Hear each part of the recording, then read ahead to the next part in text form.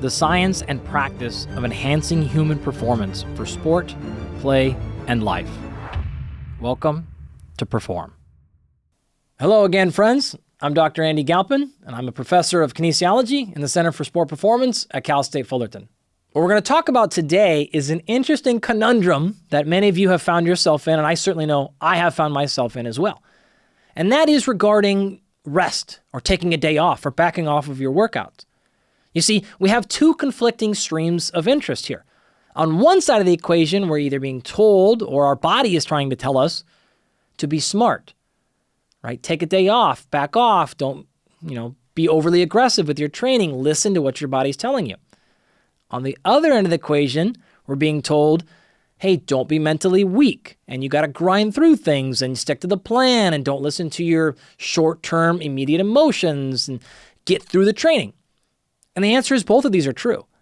So how do you actually balance them? How do you train smart, but then also push through when you really don't want to train, but you actually probably should? How should I understand? What do I need to know about my body and my physiology based on my goals to learn what do I need to pay attention to? What should I measure? What should I monitor? What should I ignore? What is noise? What is actually signal? Now, I would love to tell you I have a complete and clear answer for all of you in all of your situations and goals, and I'll unveil to you those in our discussion today, but honestly, that's not going to happen. What we can do, though, is learn a lot about these topics.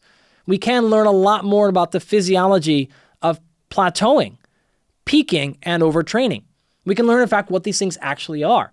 What are some of the best in the people in the world doing to measure and monitor and intervene on these? And what are other tools and tactics that are scientifically supported that all of us can use? So within that, I want to talk about trying to optimize for muscle strength. We also want to talk about just general exercise, fitness, and endurance, and as many different areas of human performance as we possibly can. We're going to cover in this plateauing, peaking, and overtraining. Within each one of these categories, I will talk about what these things are scientifically, what the physiology is behind them. Along the way, I will do my best to cover our 3 I's. So we'll talk about how do we investigate and how do we measure. In other words, one example would be what actually is clinically officially overtraining versus maybe I'm a little bit tired and should back off a little bit. What is a deload versus what's a taper? Why do these things matter? How should I measure these things? How should I identify if these situations are actually happening? We'll, of course, cover the second I, which is then how do I interpret these? What is actionable? What is not? Where these data matter? When they don't? When are they just noise? And then finally, of course, intervene. And by that, I mean specifically 2 areas. One being, how do I prevent these things from happening in the first place? And then second, if it's already occurred, what strategies do I have to walk myself back, to recover, to fix these particular issue? So we'll cover as many of these topics as we can. We'll start off getting into plateauing. So we'll talk about why that occurs, again, physiologically, and what you can do about it. We'll then roll into peaking and making sure in this particular case what we're talking about is that you perform on your best on the given day. As you'll hear me say later, there's nothing worse than feeling fantastic prior to competition and then a couple of days later showing up and feeling flat or slow. Or the opposite. You felt terrible in your race and 2 or 3 or 4 or 5 days later, you feel the best you've ever felt. So not only do we want you to compete well, but we want you to do that on the exact right day. And then finally, our third major category is going to be overtraining. What is it exactly? How do we predict, prevent, and then return back to performance if at all possible? So those are our 3 big areas today, and I'm excited to jump in. Now, before we go too much further, I'd like to take a quick break and thank our sponsors because they make this show possible. Not only are they on this list because they offer great products and services, but because I actually personally love them and use them myself. Today's episode is brought to you by LMNT. LMNT is an electrolyte drink mix that has an ideal ratio of sodium, potassium, and magnesium, but has no sugar. Electrolytes are critical to proper hydration, which I've been harping on for years, but you can't do that by only drinking water. In fact, many of you will probably remember that I featured LMNT in my YouTube series on optimizing hydration all the way back in 2020, which is obviously long before this podcast even existed. So I've been a fan of LMNT for a long time. In fact, astute listeners will also realize these hydration videos were the genesis of the Galpin hydration equation, named not by me, but by the legendary neuroscientist Dr. Andrew Huberman. I featured LMNT in these videos because their blend of 1,000 milligrams of sodium, 200 milligrams of potassium, and 60 milligrams magnesium really is different than any other electrolyte on the market and has great scientific support. However, I want to be ultra clear. 1,000 milligrams of sodium is a lot, and not everyone needs that much. In fact, that may be way too much if you don't exercise or sweat much, already eat a lot of salt in your diet, say from a lot of processed foods, or otherwise have sodium-related medical concerns. I personally use the citrus and watermelon flavors a ton to prehydrate before heading out on a full day of training or a long hike or a hunt, since I know I'll be losing a bunch of fluids and won't have many opportunities to take things with me. LMNT has also just released a new line of canned sparkling LMNT, which I am all about. If you'd like to try LMNT, you can go to drinklmnt.com/perform to claim a free LMNT sample pack with the purchase of any LMNT drink mix. Again, that's drinklmnt.com/perform to claim a free sample pack. Today's episode is also brought to you by AG1. AG1 is a foundational nutrition greens supplement. What's that mean? It means that AG1 provides a comprehensive variety of vitamins, minerals, probiotics, prebiotics, and adaptogens in an easy-to-drink greens powder. Getting your nutrition right is hard for many people. I certainly know that I have clients who really struggle, for whatever reason, to get the proper nutrients from whole food sources. Now, AG1 is not a replacement for eating high-quality whole foods, but it is a great foundational supplement for filling in the gaps where needed. I've also personally found that with many of my clients, AG1 helps move them just in the right direction for eating more high-quality foods because it helps them with cravings, digestion, and many other benefits. I especially personally like taking AG1 when I'm on vacation or traveling because it helps me just sort of stay on track with my nutrition. I know that missing a few days of getting the proper vitamins and minerals and other micronutrients is not a big deal at all. That's not really how those things work. But for me, again, I just like knowing that I'm kind of staying somewhat on track when I'm definitely not making the best nutrition and food choices of my life. If you'd like to try AG1, you can go to drinkag1.com/perform to receive 5 free travel packs plus a year's supply of vitamin D3 plus K2. Again, that's drinkag1.com/perform to receive 5 free travel packs plus a year's supply of vitamin D3 plus K2. Okay, so let's jump right in. Now you might be thinking to yourself, why is he trying to cover plateaus, peaking, and overtraining in one episode? And the reality of it is, it's because actually I can kind of consider them to be first cousins. They're not the exact same thing, and we do need to differentiate them. But the global physiology is actually very, very similar. You really can't understand one without understanding the other one. So we felt like it was best to cover them at a bit of a high level in one continuous episode. Now, what's important to understand there is when we hear stress, we tend to think of what I call active stress. But it's really important that we understand it's any change in stress that causes adaptation. As an exercise scientist, I tend to gravitate, even myself. I think about stress and I think, okay, maybe you added some exercise volume. Maybe you did more physiologically challenging things, and then because of that, you got better. But stress goes the opposite direction as well. So if you remove stress from the equation, you're still getting adaptations. Now, what's actually interesting is we tend to personify this a lot. So we make things as like a good adaptation or a bad adaptation. We call these eustress or distress. And if that's helpful for you to understand these principles, that's great. In reality, that's not how physiology works. Not at all. It is simply responding to changes in the homeostatic balance. That's all that's happening. And so when you think about what I call inactive stress, it is things like changing activity patterns. If you want to think about it as being more active, that's great. But it also happens when you're less active. If you go to space, for example, this is a huge stressor because you've now drastically reduced the gravitational pull as one example only on your body. So this causes enormous adaptations. So one more time, and the reason I'm bringing this up is a huge part of peaking appropriately and avoiding overtraining and avoiding plateaus is also managing the active part, training more, training harder, as well as the inactive, the rest, the recovery. We really don't think about that or should stop thinking about that part as just a null zero. It's not a nothingness. It is actually active stress. So the removal of input is still a stressor, which means it still creates adaptation. And this is the fundamental core principle behind why things like reduced training can cause increased performance and almost always do. And so hopefully that helps you understand When we hear stress, it's not just more, it can be less. And when we hear adaptation, it's not just good or bad. Everything you're doing, every choice you're making, choice to sit down, the choice to take a day off, the choice to train more, it is still a choice. It is still a stressor, which means it still contributes and causes adaptation. To be really direct here, there's a saying we have in exercise science that stress is stress. And that means any stress, a physical stress like exercise, a nutritional stress, a psychological stress, an environmental stress, a light stress, any stress is still treated as an equal stressor in the body. In fact, your body really can't differentiate. It's not perfectly true, but it gets to a bigger point here. And for the context of this episode, let's really think about these all as equal stress. One really easy example, you might have an increase in adrenaline with acute exercise, right? Acute stress equals stress response. However, interesting video that you watched or almost getting into an accident in your car could have an equal stress response of adrenaline, and your body doesn't inherently know where the adrenaline came from. It just had an X amount increase in adrenaline. Okay, so stress is stress.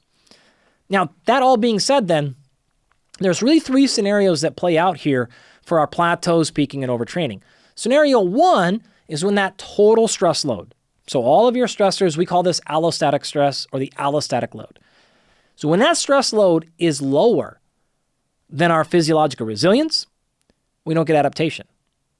Okay, what's that mean?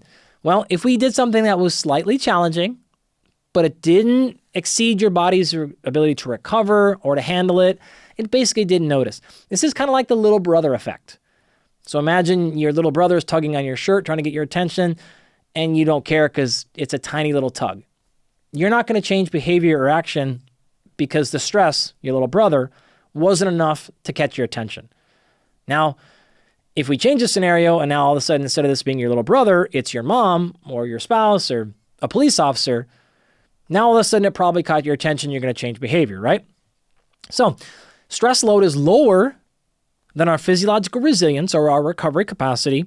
We have no adaptation. This is the most likely scenario when you're plateauing. Okay. Now we'll get to other scenarios later that are causing it, but this could manifest itself in things like perhaps you're not having enough calories. You're not training hard enough or long enough or doing enough volume or frequent enough. The stress load is not enough for the system to feel like it's overloaded, so it doesn't cause a change. You didn't get its attention, okay? Not always the case with plateauing, but it's honestly, for most people, it's my first place I go to. When they say I'm plateauing, we're thinking, okay, we need to push harder, do it more often or something like that, okay? One more time, not always the case. We'll get to that second case later. So that's scenario one. Stress is inefficient to cause a change. Scenario number two is the opposite. Now our stress load has exceeded our physiological resilience. And if we give ourselves an opportunity to recover, now we've led to adaptation. This is exactly what peaking is. This is peaking for competition. This is a race. This is a meet. This is a game you have to play. You did some training. We caused the body to say, hey, we need to make some adaptations here. We gave it time to recover. And now we come back bigger, faster, stronger, leaner, more focused, more energy, or whatever adaptation we're looking for. Okay, this is the gold. This is what we're after, number two. Option number three here is a continuation of number two. So imagine that we just continue to make that stress load even higher and higher and higher and higher. And now we have greatly exceeded the physiological resilience, or we even slightly exceeded its resilience, but we didn't give it recovery time. Or it's a combination, right? So stress is way too high for our resilience. We didn't have enough recovery, or some combination of both those two. In that case, now we've got a handful of things. We'll globally call these negative adaptations or maladaptations. This could be plateauing.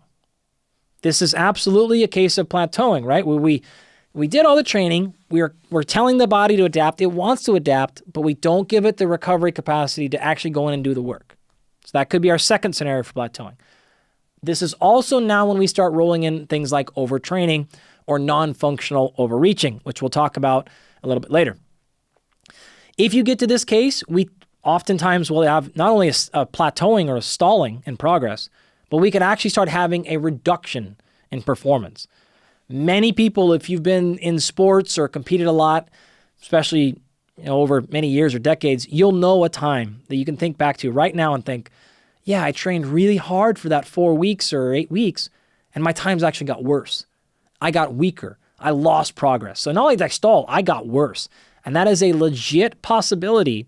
That is a physiological result of this scenario where excessive stress load over resilience or not enough recovery capacity. A good example of this would also be injury. So you could have gotten hurt. Doesn't necessarily, just because you got hurt, doesn't always mean this is exactly what happened, but you're increasing your risk or likelihood of an injury. Okay, all of those things are consequences of either that non-functional overreaching or overtraining, which we will define and discuss later on in this episode. But that's our background, okay? We've talked about the 3 main areas. One more time, we really ideally would like to spend as much time in 2 as we possibly can. But the point of this episode is to not give you this and only this background and theoretical understanding, though I do think it was hopefully very helpful. It's to get into how do you figure out if you're in 1, 2, or 3. What should I pay attention to? What's actually happening? And then what do I do about it if I do find myself in that scenario where I think I'm in number 3? How do I walk myself back? Now, I'll try to give you as many direct examples as possible as we go through this entire episode, but as you saw from the time frame of this show, clearly there's not one quick answer on this. And that's because of a couple of things. One, like I said a second ago, not all stress is the same thing. And also, more importantly though, not all adaptations are the same thing. I would love to tell you, oh, it's just because of too much cortisol. Or I'd love to tell you it's because of lack of sleep, or it's all because of calories. That's not the case. There's not one cause of plateaus. There's not one cause of overtraining. And so there's not one thing to measure. I'll give you a bunch of different options, but there's not one thing I can tell you that you need to track to avoid overtraining. Or there's not one actual official sign that you can measure that says you are officially overtrained. There's not one thing to tell you that there's a plateau. And then because of all that, there's not one specific tactic or change or protocol I can give you for plateauing for strength, for plateauing for muscle gain. There's not one particular supplement or technology or training program or diet that's going to fix all these problems. So rather than trying to cover every possible option for the mechanism, what to track and measure, and then what to do about it for all of these varying causes, for all of these varying goals, what I'll try to do is just give you some really good, strong examples. In an ideal world, every one of you would have a full understanding of your allostatic load at all times. So you would constantly be tracking, measuring, and creating normative values for you and your physiology, goals, scenarios, and lifestyles. We would use that to then create what we call a physiological passport. And so as this will unfold a lot in this episode, you don't necessarily want to make judgments based on one metric or one what we call baseline. So not a baseline HRV, not a baseline recovery score, not a baseline testosterone level or energy or strength level. Those things meander and move. Some of them are really, really sensitive to what happened in the day. Some of them are not sensitive at all. But until we really understand what's normal for you, then we can start looking at what are called standard deviations. And so what we mostly care about in this field when we're trying to judge, are you really tired today? Or are you really actually starting to get overtrained? Or are you just a little bit sleepy today, you should push through it? A lot of that is being based on, well, we have to understand what's a normal variation for you personally. That's where this idea of a passport comes in handy, okay? Constantly measuring every single thing in your allostatic environment and then continually saying, hey, you have a normal variation of your HRV of 20%. So if you wake up today and your score is down 15%, I'm not going to care because that's a normal change for you. The next person might be more sensitive in HRV or more resilient if you want to think about it that way, and their standard deviation is 5%. So if they wake up and they're 15% off, even though you both have the same score, for one person, that second person, maybe that is cause for paying attention, where the first person, that's totally normal. Now you can imagine expanding that to things like, again, your strength or your mood or sleep or any number of biochemical measures. That's really why developing a passport is ideal, but that's not always possible. Why do you want to actually go about this? Well, if you do that, you're going to know a handful of things. Number one, you're going to eventually know if you're actually under stressed. Remember scenario 1? When I said some of plateauing is caused by people not actually stressing enough? Well, how do you know? Well, number one, we need to know your baseline. If we're not seeing any markers of fatigue, any markers of reduced performance, then maybe we have a good indication that you actually haven't stressed your body enough. But until we know what that normal response is, that's hard to determine. The second thing you'll know are what we'll kind of colloquially call your load or your readiness. If you are getting some sort of metric of your overall recovery, and we've got this passport for you, we can start predicting things like acute fatigue versus this overreaching. And so we know in the example that I gave with HRV, don't worry if you're thinking what's HRV, we will get to that later. But we will understand that normal variation versus an actual sign of fatigue. And by doing that, if we have enough data on you, we can actually predict this from happening in the future. Let me give you a couple of really easy examples. We want to know your limits ahead of time. So let's say we put you through a 10-week block of exercise. Could be 8, could be 6, 12, doesn't matter. And we just collect data. We don't make any changes based on your wearable data whatsoever. We're just running the program as is, like we're not collecting everything. And then we're able to look at all that information and say, okay, when did we notice drops in performance? When did we notice maybe getting sick more often? Were there any injuries that popped up? And we'll start to identify where your personal threshold is. And so we'll start to see, hey, okay, this particular line, don't cross this many miles per week. When we cross this many miles per week, we start doing more than that, we start getting hurt more often, or we start getting less return on our investment from a performance perspective, or mood gets really worse, soreness gets really high, desire to train gets really, really low. Something like that. You will actually start to find pretty quickly where your own individual lines are. You've got to start with data collection now. In the world of sports, this is a classic example of things like a pitch count. So in baseball, 100 pitches is like a very rough number that starting pitchers will pay attention to in the major league level. If you go to the youth sports, they actually have very specific restrictions. So in high school, they can only pitch a certain amount of innings before they have to have a certain amount of days off. Little leagues, same thing.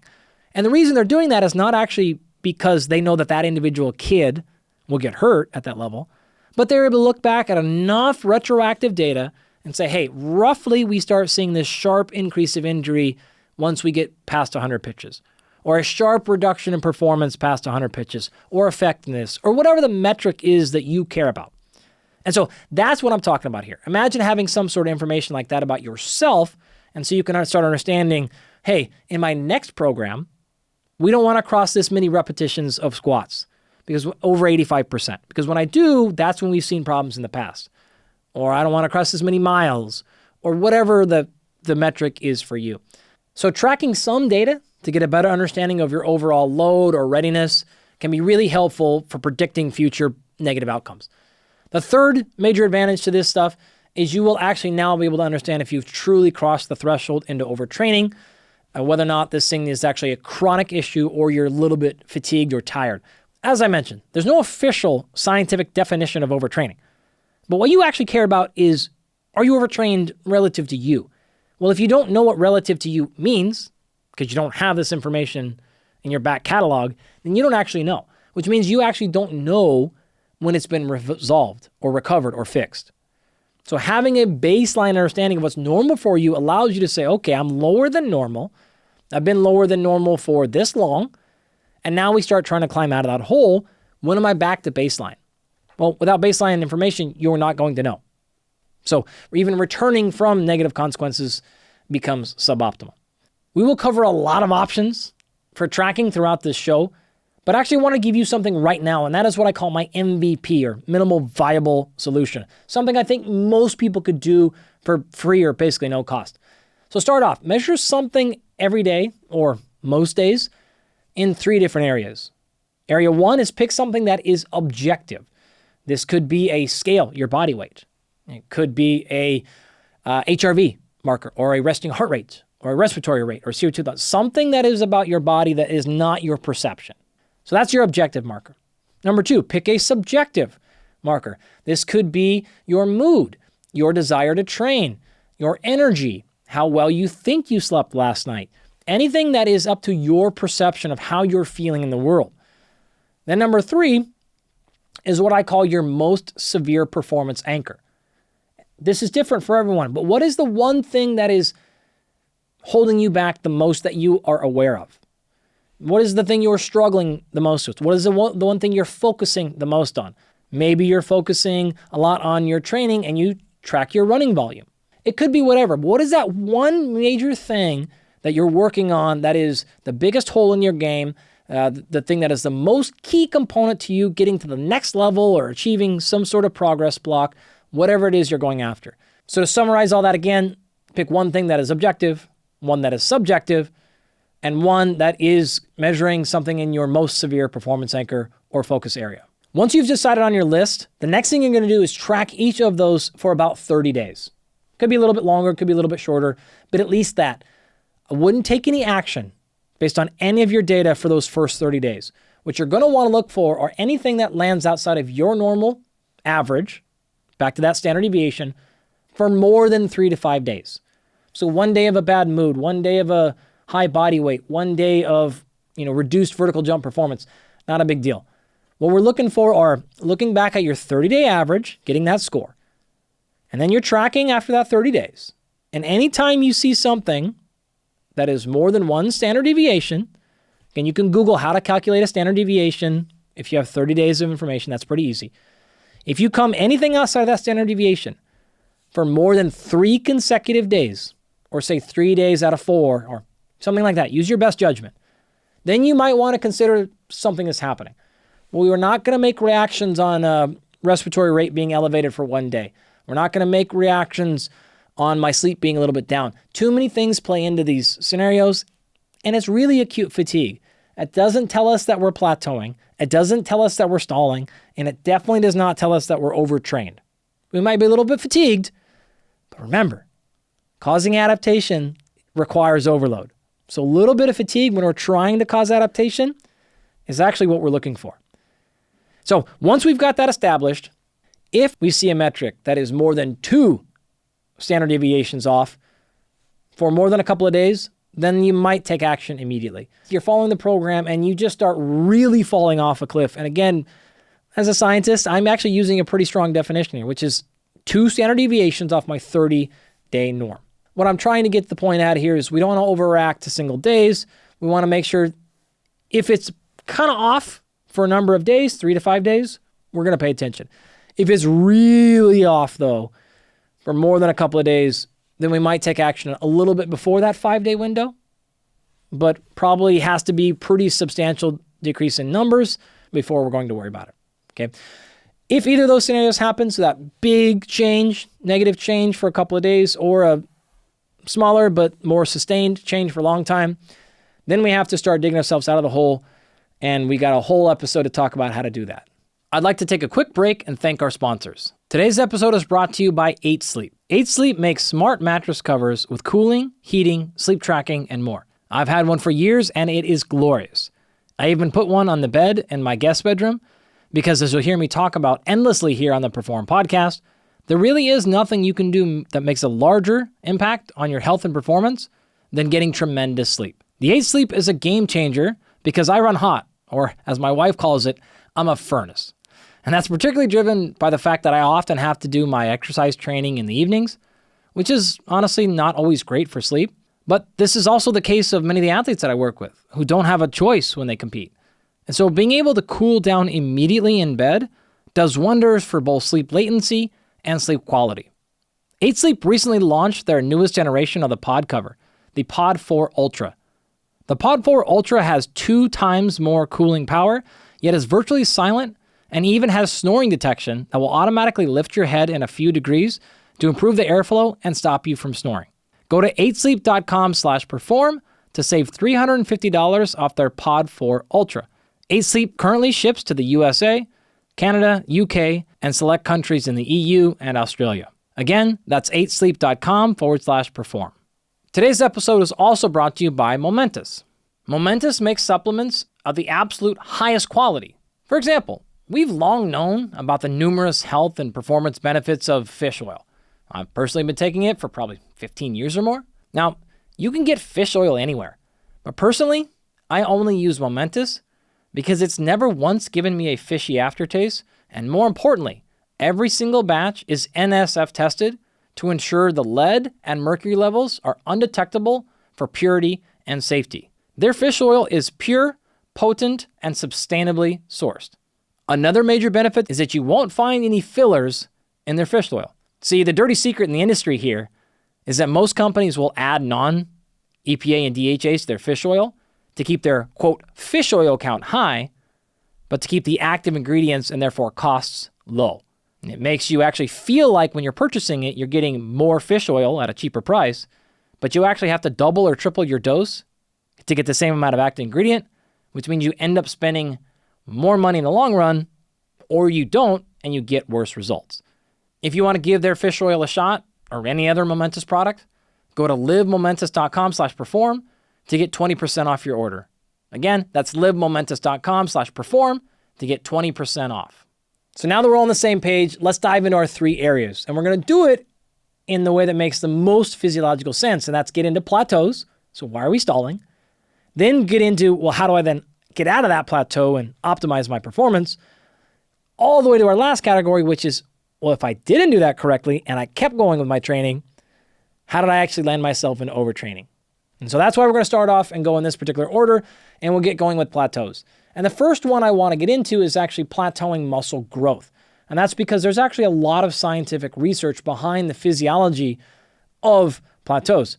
At some point, there is a physiological limit between how much muscle one could put on, but the reality of it is we don't really see that happen very often scientifically.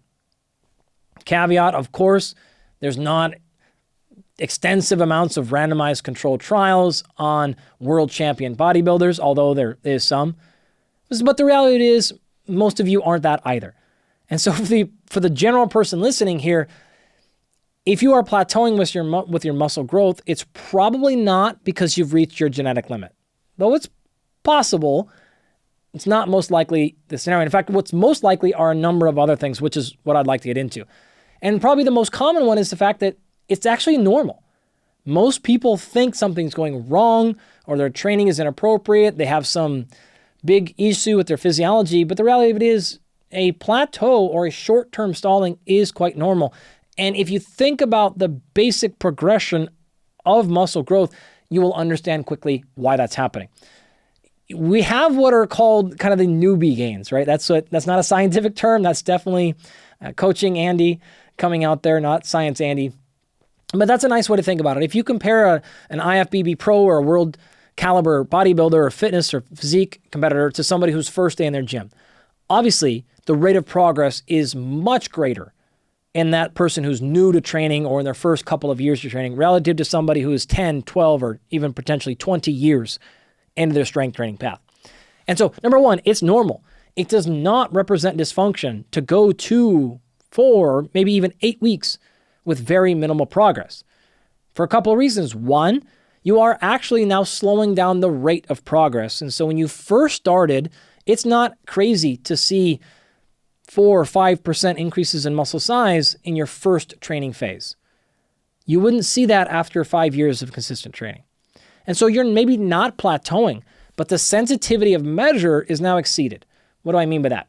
If we were to take a muscle biopsy of you, and we measured muscle protein synthesis rates, or we actually were to take advanced technology with lasers and microscopes, and we actually looked at the size of each muscle fiber, we could probably measure and see changes in muscle fiber size.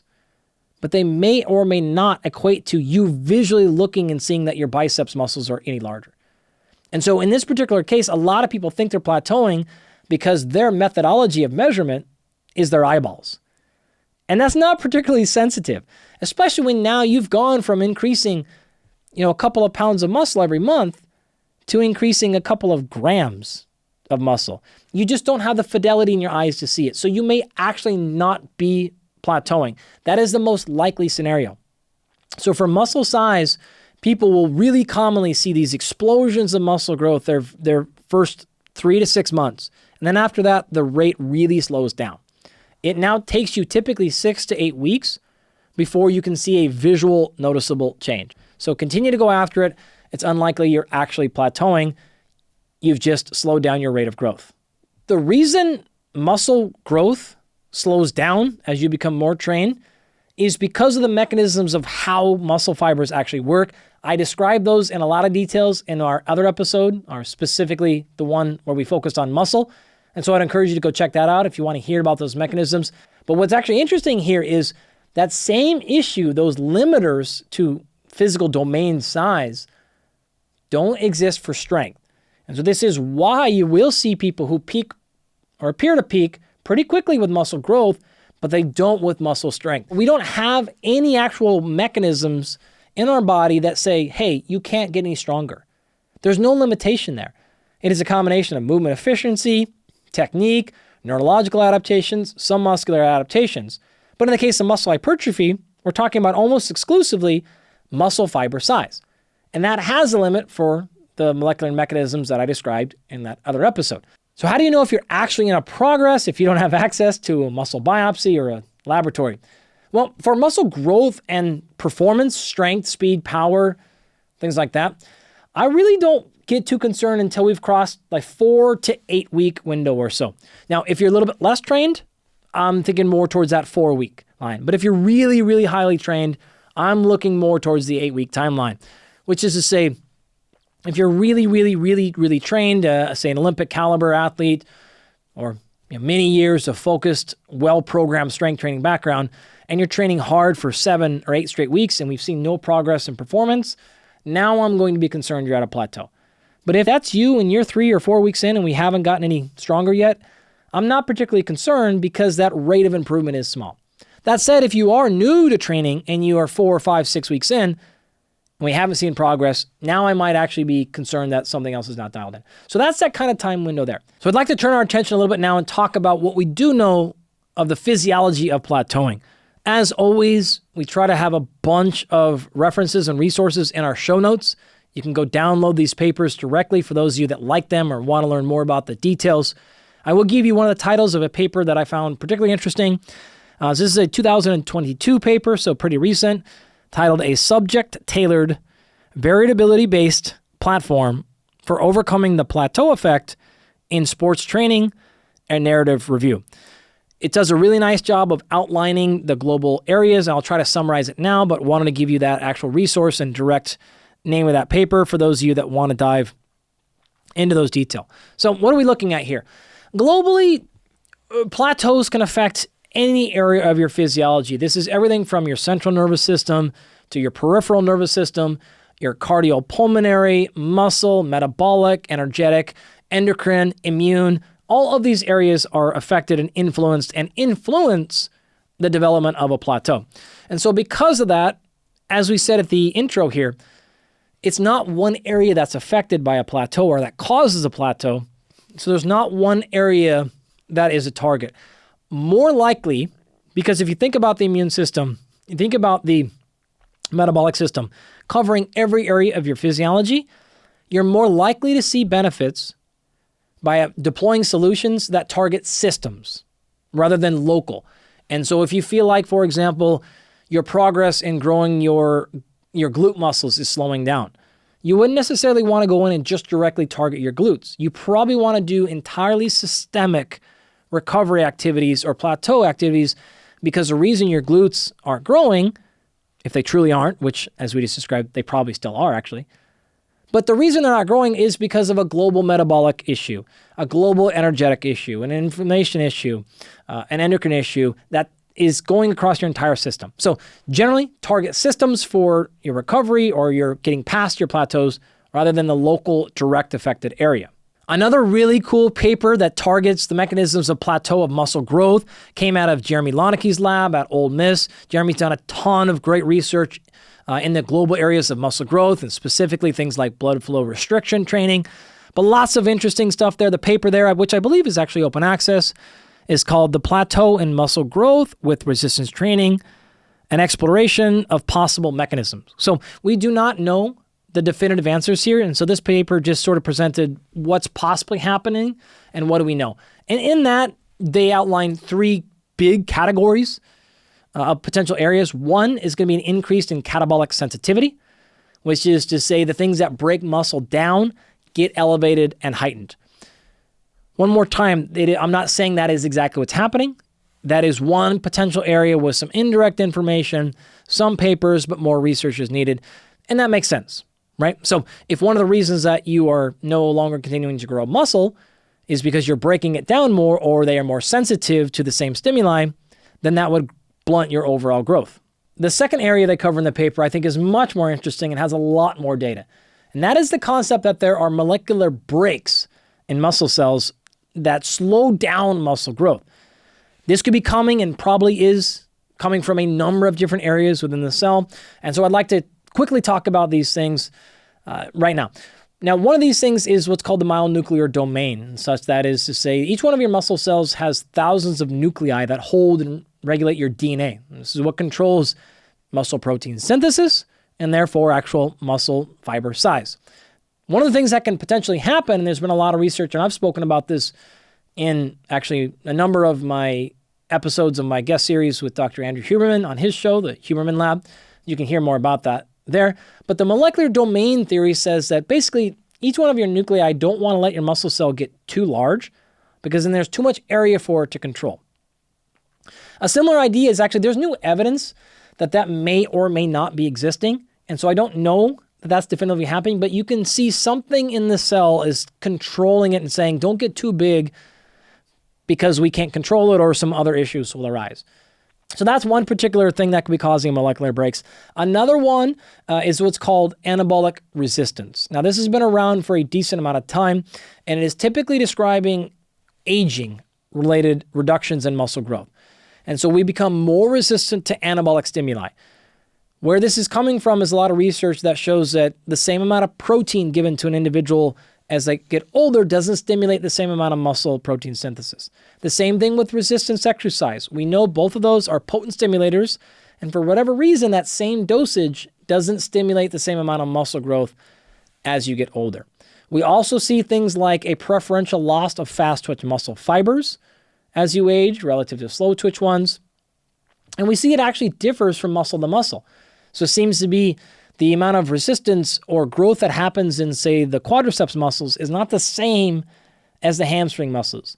So there's something inherent to those muscle groups where some muscles or groups of muscles are totally fine blowing up and getting really, really large, and others seem to break and slow down that process and then don't want to particularly grow for reasons we don't necessarily know. So all of that we'll kind of call collective like anabolic resistance. And this could be caused by a number of things like epigenetic factors, capillarization, so your ability to get tissue and signals and anabolic agents like hormones into a cell directly impact your ability to grow. This is one of the things we also know happens with aging, is the capillarization goes away, which means we're going to struggle to get the signals to grow in as well.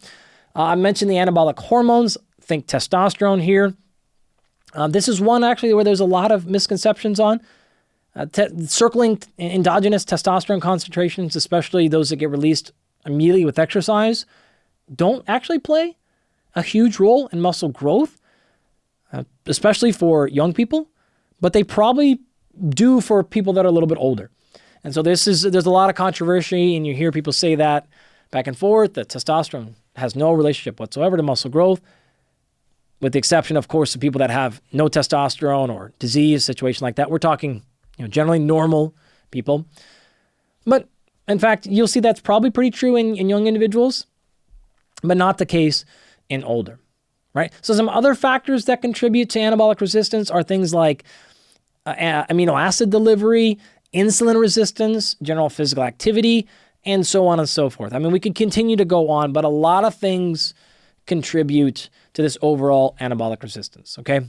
Not to take us too far off track here, but just to highlight how multifactorial muscle growth is, things like that testosterone that I just mentioned, important probably for predicting or being part of the process of muscle growth for older individuals, but maybe not so important for young, unless it is clinically and medically dysfunctional.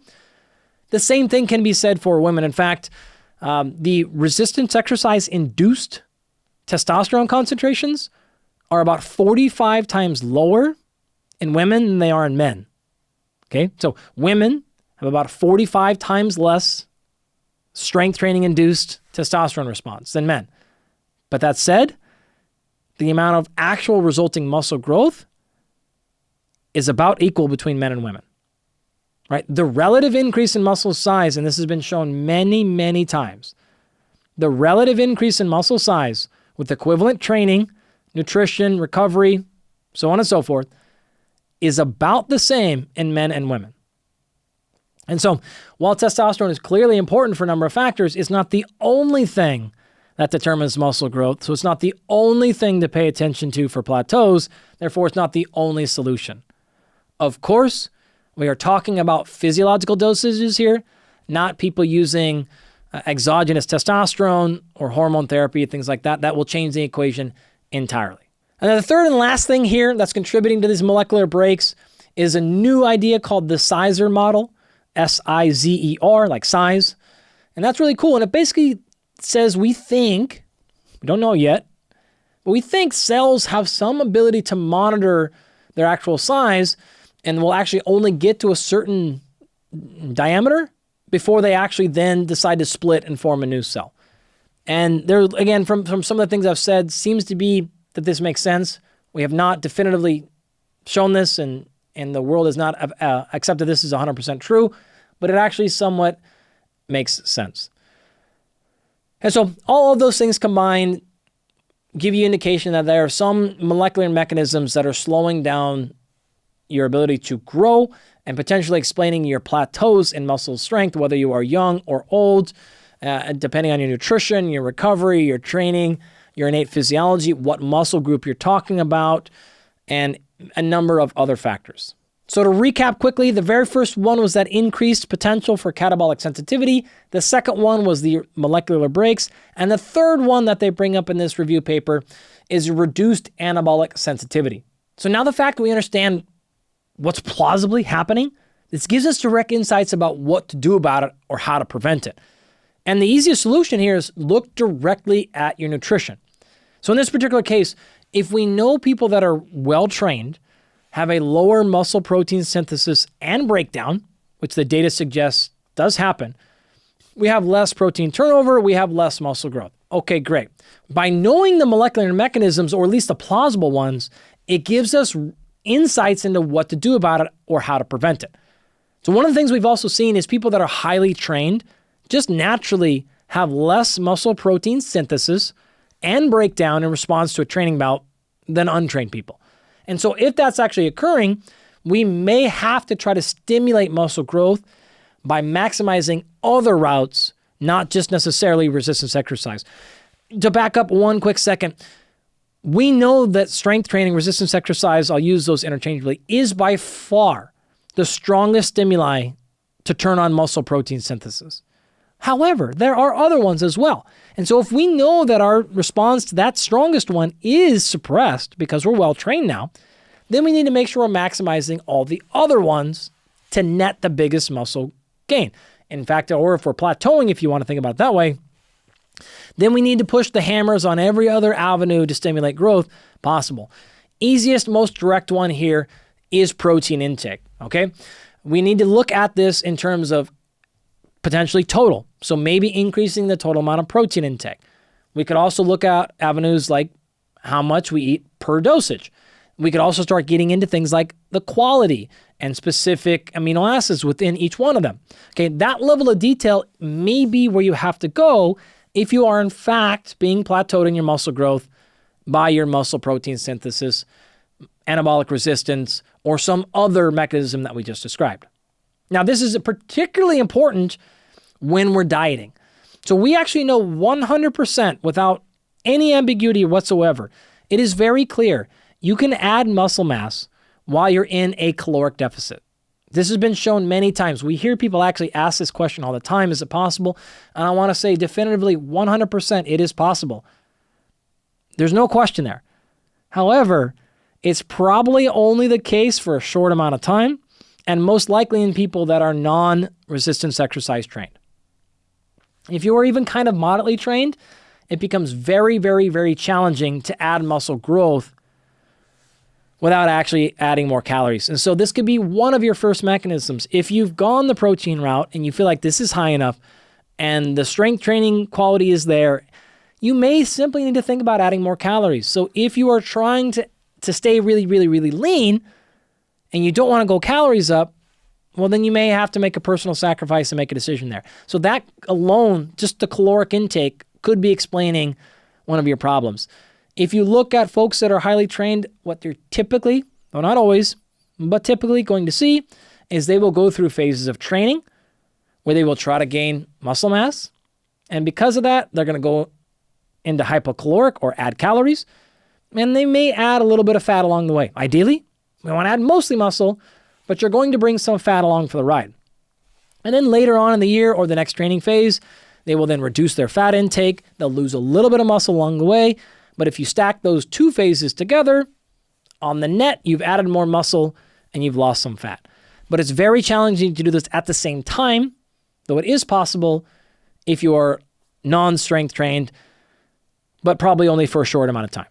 Another thing you're probably going to have to just become aware of is the fact that there's some evidence in the molecular side of the equation here that larger cells just become more metabolically inefficient. And so if you really are trying to maximize growth there, you may have to sacrifice some efficiency. What do I mean by that? Well, think about it like this. Most actually nutrients are used more towards the middle or interior of the cell. And so if you just looking at physics here, if the cell itself actually physically gets larger, then you have more time it takes to transport those nutrients in. You're going to be less efficient. You're going to be slower. You're going to be a little bit more wasteful. Now, muscle cells are pretty small, and so you think, oh my gosh, does that tiny amount really matter? Well, yes. Yes, it actually does. So you're going to lose some nutritional efficiency, which means one more time, that's why you have to go extra calories. You have to maximize that protein or try to bring it higher. You have to start, getting after quality and dosages per meal and all those things if you feel like you've plateaued. I do want to reiterate one more time. I am not saying you have to maximize protein intake. You have to eat 6 meals a day. You have to maximize quality intake to see any progress at all. That's not what I said. What we're referring to here are people who legitimately think that they have reached a plateau. They feel like they are trained consistently. Their recovery, their lifestyle, their sleep, their training has been consistent for several months now, and we're no longer seeing more progress. At that point, what do? This is where I'm saying, okay, if that has happened, now maybe consider adding more total protein. Maybe consider now playing with dosages per meal, and now maybe consider really breaking down the quality of the amino acids in each one of your protein servings. But this is not something you have to do day one, and I don't want to make people think like if you don't do this, you will gain no muscle at all. You absolutely will. We're referring to people who feel like they've really legitimately reached a plateau. One final thing to clarify, and that is we actually don't really know. There's no papers I've seen that have definitively shown the need for a caloric surplus in highly trained people. We just don't have that out there. So this is just a suggestion based upon inferring what we do have from the molecular papers. And so it would probably make sense that if you're highly trained and you're at that plateau, that just getting more calories will help. But we do not have direct evidence to support that, at least that I'm aware of to date. I'd like to take a quick break and thank our sponsors. Today's episode is brought to you by Vitality Blueprint. Let me ask you a question. Have you ever had blood work done? Almost surely your answer is yes. But the more important question, did you find that it helped much? I know personally, being a young guy with generally healthy habits, I was always basically told, everything looks fine. You're right in the middle of the reference range, blah, blah, blah. Does that sound familiar? I know personally, I always felt it was pretty underwhelming. But the reality is, we can do a lot better. And here's an example. A friend of mine, whose name you would all recognize, was recently telling me that both he and his wife were concerned that something was wrong. See, they hadn't made any changes to their lifestyle, sleep, or nutrition, but they were both really struggling to recover from their normal workouts and had specific issues with attention span and memory. And so they got blood work done and were told, everything was fine, you're in the normal range, and that's because it was. But this is a great example of how the value of blood work comes from the interpretation and analysis. And in this case of my friend, their problem was right there on the paper, despite everything being in the normal reference range.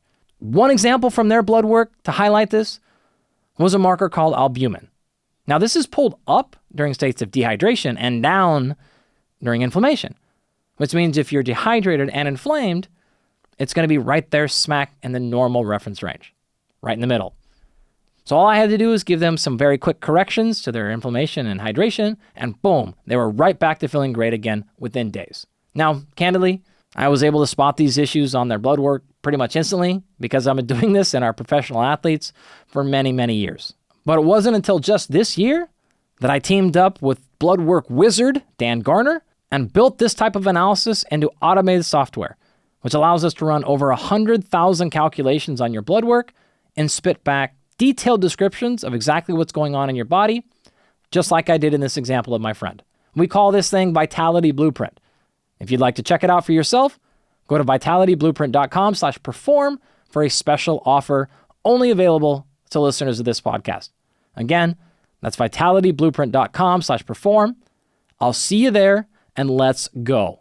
Today's episode is also brought to you by Renaissance Periodization. If you want to put on muscle through science-backed training programs, look no further than Renaissance Periodization. RP, as we call it in the industry, guides users through effective and easy-to-follow lifting programs, all through their hypertrophy app. These programs are designed by the absolute best in the industry, including one of my absolute favorite sports scientists and professional bodybuilder, Dr. Mike Israetel. You may recognize that name because I've referenced him and his work countless times over the years. So whether you're looking to put on muscle, gain strength, or both, these programs will help you achieve your goals and have produced results in literally thousands of men and women. Renaissance Periodization also has a diet app that is backed by the latest science and innovation in the fields of nutrition and takes the complexity out of dieting, helping you achieve your ideal body composition. If you'd like to try Renaissance Periodization, go to rpstrength.com/perform to save up to $50 off of your subscription. Again, that's rpstrength.com/perform to save up to $50 off your subscription. So with all that said, I would like to turn our attention now to overtraining. When we talk about overtraining, the reality of it is many of you probably have heard it or used that term and maybe even think you've experienced it. But to be totally honest, and I don't mean to offend you, but it's very, very unlikely any of you have really experienced true overtraining. That term is used incorrectly the majority of the time. And I think it's helpful if then we start this section by actually explaining what overtraining is, what it means, and then therefore we can get into the physiology of preventing it as well as in recovering if it actually does happen. Because while it's rare, it does actually legitimately happen, and it is really devastating for those folks. So to really start us off, going back to the beginning of the show, what we talked about is adaptation happens as a result of stress. And what we wanted to be in those three categories was category 2, right? Where our stress exceeds our physiological resilience or recovery capacity. We allow some recovery, and then therefore we come back with some sort of compensation. In the sports world, we tend to call that super compensation. So you come back bigger, stronger, faster, more improved, whatever. Well, the reality of it is if you extend that too long into category 3, we can really get ourselves into an overtraining. But this is really how that works. The initial step in this process is what we actually call overload. And this is acute fatigue. It tends to take a couple of days to recover from. And when you do that, you get this enhancement in performance. So you went and worked out. The next day, you may be a little bit slower, a little more fatigued, sore, things like that. So your acute, 24 to 48 hour performance is potentially down. But if you give yourself a day or 2 or 3 days, you come back and you come back not only the same, but better, right? That is overload. All effective training programs need some sort of progressive overload. That's the idea. All right. Now, if you put yourself in a position of overload and you continue to do that, so you keep training, you don't allow enough recovery, or you just continue to push the training, you get into a spot that's called functional overreaching. So you've done some overreaching, you've extended your body past what it can handle, but it had a function, which means it was beneficial. Okay, so functional overreaching tends to take a couple of days or a few weeks. This is to say, maybe your performance is down, tired, slower, numbers getting worse, but you took a couple of days of either reduced training or entirely off, and as a result, you came back not only to baseline, but you got that super compensation. You got better. You got faster. This is effectively what all training is supposed to be. It's number 2 scenario.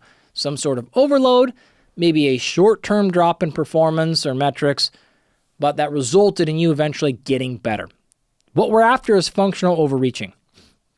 If you continue down that, so you continue to train too much or you don't allow recovery, you remember, either side of that equation can be the case, you can get into what's called non-functional overreaching. So this is an overextension of your physiology, and it did not serve a positive purpose. If you feel like you've experienced overtraining, most likely you've been non-functionally overreached. Okay? What's the definition here? Well, recovery from non-functional overreaching typically takes weeks to months. So if you've ever been in a situation where you feel like garbage, you feel like trash, everything's going down, you're sore, you're sleepy, you don't want to train, you take a couple of days off and you feel way better, you were not overtrained. You were probably, in fact, functionally overreached. You weren't even non-functionally overreached, potentially, because you came back and you were better when you came back. That's normal training overload. It doesn't mean you shouldn't have taken the days off, but that's not overtraining. Non-functional overreaching, in order to be there, again, you need to have taken weeks to months off to then get back to baseline. 2 or 3 days would not indicate non-functional overreaching. If you were truly in that spot, though, and you still continued to go down the spectrum of too much training and or less insufficient recovery, and you now take months or longer to recover, and your recovery doesn't even get you back to baseline, now you are really in what we will call true overtraining. And so it's a bit semantic, I guess, if you want to think about that. It's also very hard to then document scientifically. So in fact, you will see very little evidence of true overtraining in resistance-trained models, in strength-trained athletes, and other sporting scenarios like that. Easier to find in endurance events, gymnastics, and other sports like that, though it is still very, very rare to see scientifically. Lots of documentation of non-functional overreaching, but true overtraining is a challenge to get to. As I said a second ago, there's really very little evidence that true overtraining happens with strength training. Other negative things can happen like injuries or performance plateaus, but overtraining is hard to get as a direct result of just strength training. Except in this paper, and I love this study so much. And what I'm talking about here is a really classic paper from a gentleman who's probably done more work in overtraining and overreaching than any other exercise physiologist, and that's Dr. Andy Fry. So in this, and Dr. Fry did a number of studies like this, but this particular one, they did a 1 rep max back squat, and they did 10 sets of that every day. And so what this would look like is a pretty standard warm-up, and I think it was on a Smith machine squat rack. You would do, I wasn't in the lab at the time, but they would do a 1 rep max, and then you would rest, and you would do 10 of those. And if you failed on one of them, say rep 7, it didn't count. So you were there until you got 10 successful attempts at your 1 rep max. And they did it every day for, I believe, 14 straight days. And they did a follow-up study. They were actually, they did muscle biopsies and looked at a number of things across his studies, catecholamines, beta-adrenergic receptors in the muscle tissue, lots of metrics over lots of different studies with similar models here. But in this one, they actually followed them for somewhere between 2 to 8 weeks. In fact, I don't remember this exactly, but I think they followed the individuals until their baseline 1 rep max came back. And what they found was the range was somewhere between 2 to 8 weeks. So some of these people 2 months later had still not gotten back to their 1 rep max. So that to me, I think is the only real documented case of strength training induced overtraining, which that probably would have qualified for. But that said, the protocol is also fairly unrealistic.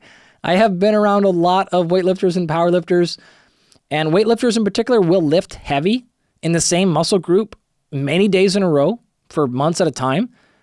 But doing 10 sets of 1 at a 100% 1 racks every day for 14 days, it's not particularly common. But that's really what we're talking about. So you have to probably go to that level of extreme to induce a physiologically overtraining state by just strength training. Doesn't mean you won't hurt yourself or have other deleterious effects, but getting a systemic fatigue to a level that will have these systemic physiological problems is challenging to get to with just strength training. So if you've done a lot of strength training and your performance is getting worse and it's not overtraining, well, what is it then? You're probably looking at 4 possible scenarios. The first is the fact that it didn't actually meet a strict definition of overtraining. If you want to look me in the face and tell me, Andy, my strength is worse, my physiology metrics are down, I feel terrible, and there's all these negative things coming down, I call that overtraining. I get it. I am totally understanding of that. It just didn't meet these definitions in this particular case, so no worries there. The second one is it's probably just high transient fatigue. You will get that with strength training for a number of reasons, but if you give yourself a few days, that'll probably go away. Number 3, it could be a mistimed peak. We will get to that in the next section. You're overreaching, you're functioning overreaching, but you didn't see that performance bump on that day you wanted just because you mistimed it a little bit.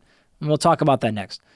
And then the third likely scenario is lack of available data. As I mentioned, we don't have extensive research on this because it is hard to do. I will tell you from my take, I don't think it's super common. I think you're more likely to run into other issues like fatigue, like joint health injury, before you'll see that systemic shutdown that would cause true overtraining. That said, you're much more likely to experience or get on the risk of overtraining in things like team sports or moderate to long duration endurance activities. If that's the case, what should we be paying attention to understand if we're actually there or to prevent it from happening? We can go in a number of different directions here. I want to highlight a couple of things. I want to start with basic biochemistry. So there's a lot of molecular biomarkers that one can look at that are indirect indicators of that. Because this is systemic fatigue, we see disturbances in the entire chain of immunology, in biochemistry, in endocrinology. There are markers that go all over the place. We've described some of these in the past. This will result or present itself in actual whole body responses: underperformance, performance drops, muscle weakness, soreness, chronic fatigue, struggles with sleep, changes in mood, appetite, weight gain, weight loss, changes in perceived exertion, so things feel harder than they used to feel, and so on and so forth. And so really it's like, well, wait a minute. What situation happens which we are progressively overloading and we're not getting more tired or not getting more sore? And so the signs and symptoms of overtraining on the surface are really the same things that happen with just getting closer to competition anyways. So it is and has historically been a giant challenge for people to say, okay, at what point is this just the fact that I'm getting closer to competition, so I'm more nervous, so I'm not sleeping as well? My desire to work out is going down. All of this stuff can happen in people, and they could be in a normal spot, or they could be in a really bad spot. This is why I do think going to things like blood biomarkers give you that next step of saying, okay, are we actually seeing a change in physiology, or is it really these perceptive markers, these whole muscle markers that could just be normal response? And it is an impossible web to completely unwind, but I will give you what information we have right now. To start you off with, I'll point your attention to a 2017 paper called Hormonal Aspects of Overtraining Syndrome, a systematic review. Does a really nice job of laying a bunch of stuff out. In that, they will include many of the examples of signs and symptoms that I just mentioned, in addition to things like hydration can change, creatine kinase markers, cortisol awakening response can be altered, growth hormone, so on and so forth. Lots of potential things that can go on that list that you might want to take a look at. One marker in particular I like is the testosterone to cortisol ratio. Now you'll see data on both sides here, admittedly. Some have found it more predictive, others less so. I have found in my experience that it actually is pretty sharp. It is not, and in fact, I don't think you're going to find any single marker that can definitively tell you if you are non-functionally overreached versus overtrained or anything like that. However, I have found that if you look at this from that passport context, so if you know somebody's history and background and you really start to see that moving, it is something that'll alert my attention, and we'll try to differentiate and see whether that is just the adaptive overload response or if we are really seeing signs that we're going in the tank. And so you'll see stuff there. Lots of work on this from Andy Fry, who I mentioned, Keo Hakkinen, Mike Stone, other big names in this exercise physiology world have published a lot in these areas in different models of weightlifting and powerlifting, shorter term, longer term studies. So there is actually quite a lot of information. But the T to C ratio for me is more telling of training stress than the individual measures by themselves, meaning the individual testosterone or the cortisol. So I don't really care that much about somebody's testosterone level as a marker of their overtraining or their cortisol level. The T to C ratio would be way more telling for this particular outcome. More specifically, what I'm looking for there is a prolonged decrease in that T to C ratio that has been associated with worse physical performance, reduced muscle protein synthesis, also been shown to predict worse training progress or performance improvements. And the marker we're looking for there is a 30% drop. So if you see that number drop by 30%, you're likely not recovering enough. Now, I want to say 30% drop rather than give you an absolute hard number because of what I just said a second ago. It's not the number that matters. It's the progress or drop relative to you and your baseline. That's what we're looking for. What's normal for you? If you drop by more than 30%, I know recovery is not enough. If it's less than that, it's probably normal overload, and I'm okay with that. To further highlight a point I feel like I may have just glossed over, and this is the idea that a single biomarker or that baseline number is what matters. It really doesn't. I will explain in detail why. You should not worry about that. A really interesting paper from a handful of years ago called Biomarkers for Sport and Exercise, Tracking Health, Performance, and Recovery in Athletes. That was written by a number of individuals, but one in particular, my old friend, Marin Fergala, who I go all the way back to graduate work with. Now, this paper was actually, I think, supported somewhat by Quest Diagnostics, so potentially conflict of interest to disclose there. Make that what you will or won't. But nonetheless, what they argue in this paper I thought was really eloquently written is that, quote, we determined that a comprehensive performance set of biomarkers should include key markers of A, nutrition and metabolic health, B, hydration status, C, muscle status, D, endurance performance, E, injury status, and F, inflammation. What they've really done there is the layout and say, if you really want to understand the state of the system, you need to have markers from each one of those areas. This is exactly what I do in my coaching practice, exactly what we do in all of our biomarker companies. You have to look at this thing in a well-rounded way. There are lots of different markers you can pick within them. We have the ones we use at Vitality. We have slightly different ones we use in our coaching system at Rapid Health and Performance. You can use different ones. That's fine. The key value, I think, here is the two things. One, it's not the baseline number that matters. It's how these things are changing for you. And two, picking markers in different areas so that you see something in hydration and inflammation, but maybe your anabolic hormones didn't change. That's really key to know. Something from the muscle performance measure changed, or something from injury prediction changed, but maybe inflammation didn't. You want to know that information. So you want to have well-rounded understanding if you're going to choose to use molecular or blood biomarkers to track or monitor your overtraining. You don't have to, but if you're going to choose to, I would recommend using an approach like this that they've done in this particular paper. The paper actually does a really nice job of giving you 10 or up to even 20 different markers you can select for each one of those major categories I just talked about.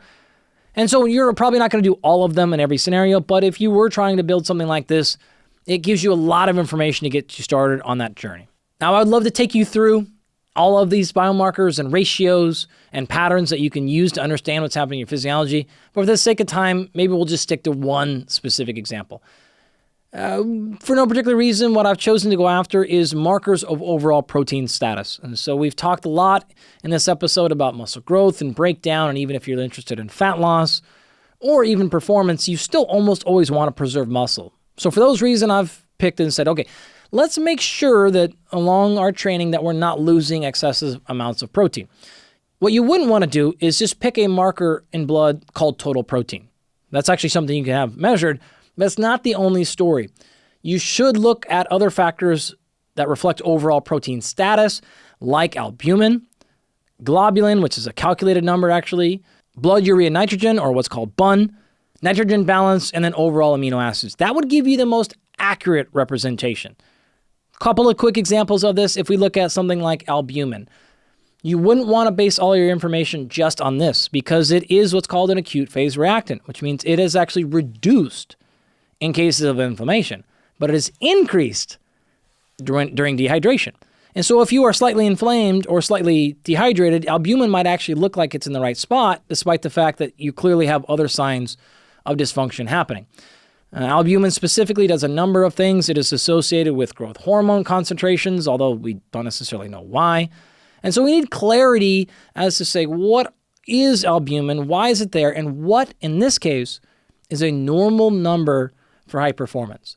That's not something defined in literature. And so if you were just looking at albumin and you're wondering if this is showing signs of potentially getting into overtraining, you wouldn't actually know what number to look for. Not in the literature anyways. So I certainly know what we look for in our case based on our experience, but not something you would find in the scientific literature. Now, I mentioned a second ago that you would want to pay attention to this total protein status if you want to preserve muscle, but you may also realize that it's associated with a lot of other things like total protein intake, overall catabolic state, which is the example I gave a second ago, but also fever and infection, glucocorticoid dysregulation, hydration, hepatic or renal urea excretion. So you can learn a lot of information about your overall health outside of just are you preserving all your muscle or maximizing muscle growth by really doing a comprehensive analysis of overall protein status. Similar to albumin, you could look at something like BUN. Now, if we know that that's low in the cases of low protein intake, malnutrition or starvation if we're getting extreme, or even impaired liver function. It's high during lots of exercise, so it could be a normal thing that's happening, as well as high protein diets. And so you can run yourself a little bit of an algorithm to figure out if something's really happening here. In the absence of like a true disease state, here's something to pay attention to. Now, this is kind of that next level of saying, how do these biomarkers combine to give us insights as to what's happening? In this example, if you have a low total protein marker, you have low albumin and high BUN, you're probably not having enough dietary protein, right? We can actually walk back and figure out that's actually most likely what's happening. And so rather than me just saying you all need to be at 1 gram per pound, we can actually look at the markers and say, for you and your physiology and your situation right now, it doesn't matter what number we picked in terms of an intake, we're clearly seeing blood markers that suggest you're not eating enough. So for your physiology, it might need to be more wherever that number is that we started. Additionally, if you're looking at somebody's dietary record and they are eating high amounts of protein and you still came back with low total protein in the blood, low albumin, and BUN was high, then you will actually learn and say, hey, something else is actually happening here. Potentially there is some sort of disease or actual clinical issue here, and we need to look elsewhere or refer out to a doctor of some type. So that's just one little example of how you can use these markers that can directly inform your action that's giving you an understanding, a state of whether you're not in this functional overreaching, overtraining, or otherwise fine. Now, as I've been threatening several times now, I could go on and on, but I will stop there for the sake of your listening experience, and we'll come back to some of this stuff in other episodes or perhaps next season. But to summarize where we got to with overtraining itself is actually fairly rare. Most likely you're either non-functional overreaching, but in fact, a lot of the times we're not even there. It is just overreaching, and we have not yet realized the performance benefits to it because we haven't matched it with recovery. The next section we're going to go into then is to making sure we actualize and get all the results from the training and hard work we put in by appropriately peaking, or what we will call in the literature, tapering. To start us off, I want to go back to the very beginning, and we talked about those 3 different states. State 1, stress load is too low, over physiological resilience, and we get plateaus or no adaptation. Point 2, stress load exceeded physiological resilience. We allowed for recovery, and therefore we got adaptations, and we were peaking. We just got done talking about number 3, too much stress, not enough recovery, negative outcomes, overtraining. So what do we need to do? What does recovery look like? How do we need to plan this stuff out? And what does the scientific literature say about peaking or tapering? As we get started, I actually recently made a tweet about this and was stunned by, number one, how popular and interested the people were in it, but the fact that there was some confusion clearly on tapering versus periodization versus deload. When we talk about things like a deload, that tends to be a day off, backed off for a week or two. This is something that can be done in response to just kind of how you're feeling. Maybe you got sick that day, maybe feeling a little bit tired, and you kind of backed off a little bit. It also can be planned. So a normal periodization or program design structure is often things like 3 or 4 weeks of intensified training with a planned week or 10 days or 2 weeks of deload. Okay, super effective, something we would strongly encourage for muscle strength, for speed, for power, for endurance, and many other factors. So training for performance enhancements in physical attributes is a good idea to have some sort of back off or planned periodized approach. That's not what we're referring to in this section. Taper is a specific time where we're going to extend that deload prior to competition. Fundamentally quite different. So that's what a deload is. Let me now walk you through and explain what an actual taper is, how it works, why you should do it, how much it will benefit you, and the research behind exactly what to do for your volume, intensity, frequency, exercise selection, and more. Tapering is incredibly effective at enhancing performance because of the basic model that we call fitness minus fatigue. So your physical fitness, sometimes described as your VO2 max, but in this case, even colloquially, your strength, your agility, your coordination, your skill, all those things we'll just call fitness. So your physical attributes are actually pretty stable, and specifically your VO2 max and aerobic endurance conditioning are quite stable. Your fatigue, though, is highly transient. Okay, so think about it this way.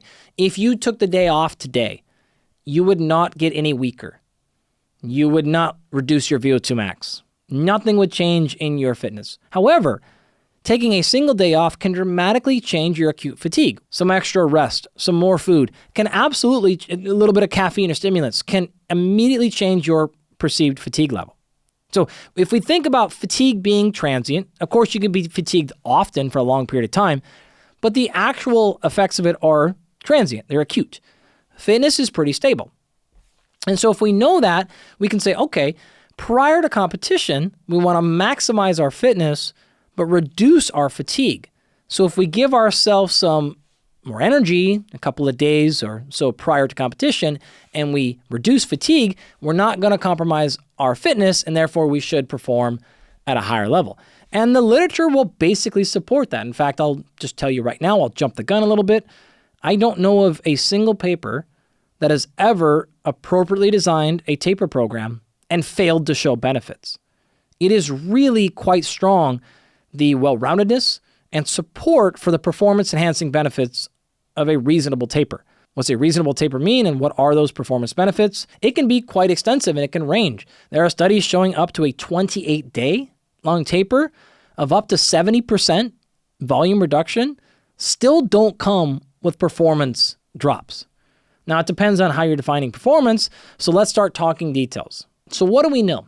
It's been well documented. A really nice review from my friends Jimmy Bagley and Kevin Murak called Less is More, the physiological basis for tapering in endurance, strength, and power athletes. It's a little bit older at this point, I think about 9 years or so, but it is a really nice, easy to read document that is open access, you can check. But in that paper, you will see performance benefits in cycling, swimming, running, rowing, from the strength training side, weightlifting and powerlifting and strongman, Highland Games, bodybuilding, even more recent research on CrossFit, team sports, volleyball, soccer, rugby, etc., etc. And it all seems to show a positive benefit from taper. And the benefits are really well-rounded. And so it actually comes in what we call the whole body to gene to cell to everything else in between. There are molecular responses at the single fiber level. There are changes in strength and performance and sporting outcomes, winning more games, so on and so forth. So I'm so confident in these data because it's been done in so many populations, in so many different laboratories, in so many settings, in so many sports. It's at the cellular level, it's at the performance level, it's at the psychological level, and it is, again, almost all pointing in the same direction, which gives you tremendous confidence that this is a real and is a really important phenomenon. My favorite example that I'd like to take you through in detail is another paper that I co-authored. I was not in charge here. This was done when I was a doctoral student, but it was done by my friend Nick Luden. And this was a really fun paper. We did a study in which we looked at a collegiate cross-country team. And we did this in season, which was awesome. So shout out to all you people that helped out with that as participants, because it's hard to get athletes in competition to do a study like this. And so we looked at them. We did performance testing, VO2 max, muscle biopsies, both pre and post a 3-week taper in season. So we actually did this, I think, 3 weeks before their conference championships, did their post testing right before, and then the data collection actually happened in their actual races. And so when we say that we saw about a 6% average improvement in race performance, it was looking at their race times at conference championships as well as the 3 weeks before. Right, so what happened is we let these athletes just do whatever they were going to do for their normal taper, and they eventually did get to about a 50% reduction in volume by the 3rd week. What that specifically looked like was week 1, they dropped their volume by 27%. So volume was at 73% of peak. Then it went from 73% to about 73% and then down to 50%.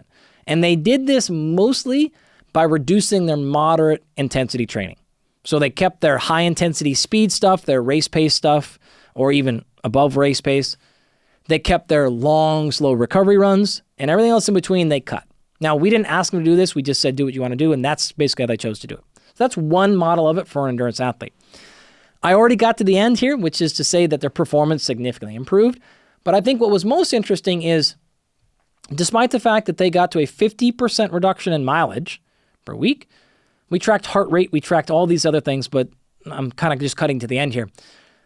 We saw no reduction in VO2 max.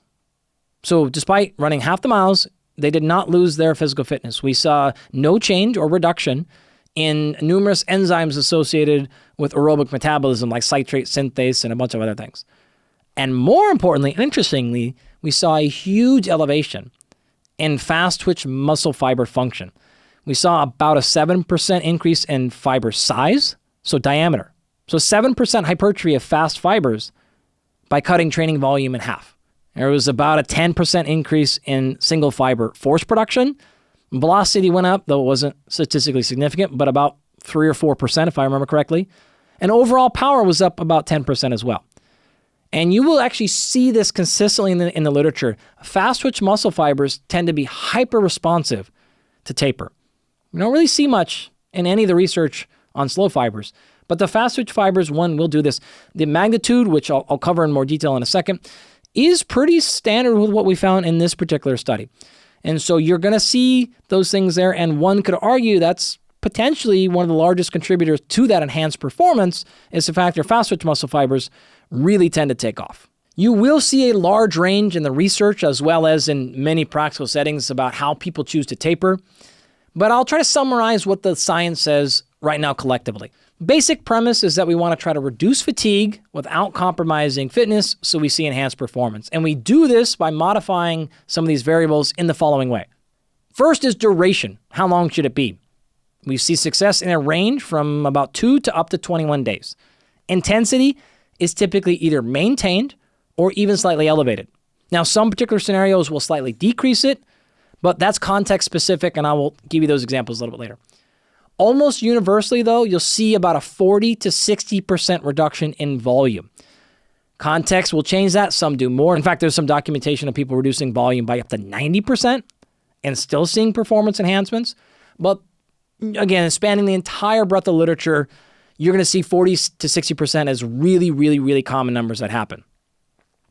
Frequency, which is how many days per week are you working out, tends to be the same or slightly reduced. I will tell you personally, I generally don't recommend going to more than a 20% reduction in frequency. Think about it this way. If you're normally used to working out 5 days a week, you probably don't want to cut it down to 3 days a week or 2 days a week. I don't have data to back this up. It's just been my personal and coaching experience.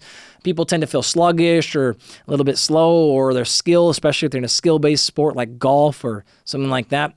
Even running, shooting basketballs, your stride feels off. You feel a little bit sloppy. So we tend to keep frequency pretty close. If we do drop it, we drop it by about 1 day.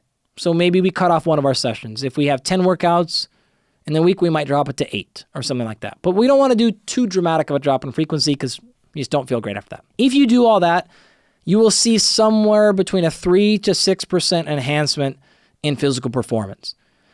Now, you may be thinking to yourself, that's not much. Well, the reality of it is, pick any major race, say the Olympic Games, the difference between first and say fourth or fifth place is probably like 1.5 to 2%. And so another way to think about this is all of your training, all of your sacrifice and your dieting and not hanging out with friends and working through pain and rehab, all that can be lost by simply not tapering appropriately. It can be the difference between winning the gold and not even making it on the podium. It's one of the reasons why I want to talk about this. It is incredibly powerful, and a lot of people mistime these tapers, and that's what results in you feeling great a week before and then flat on the day of the race. Or feeling terrible running through a race, performing poorly, and then having and setting PRs the next week.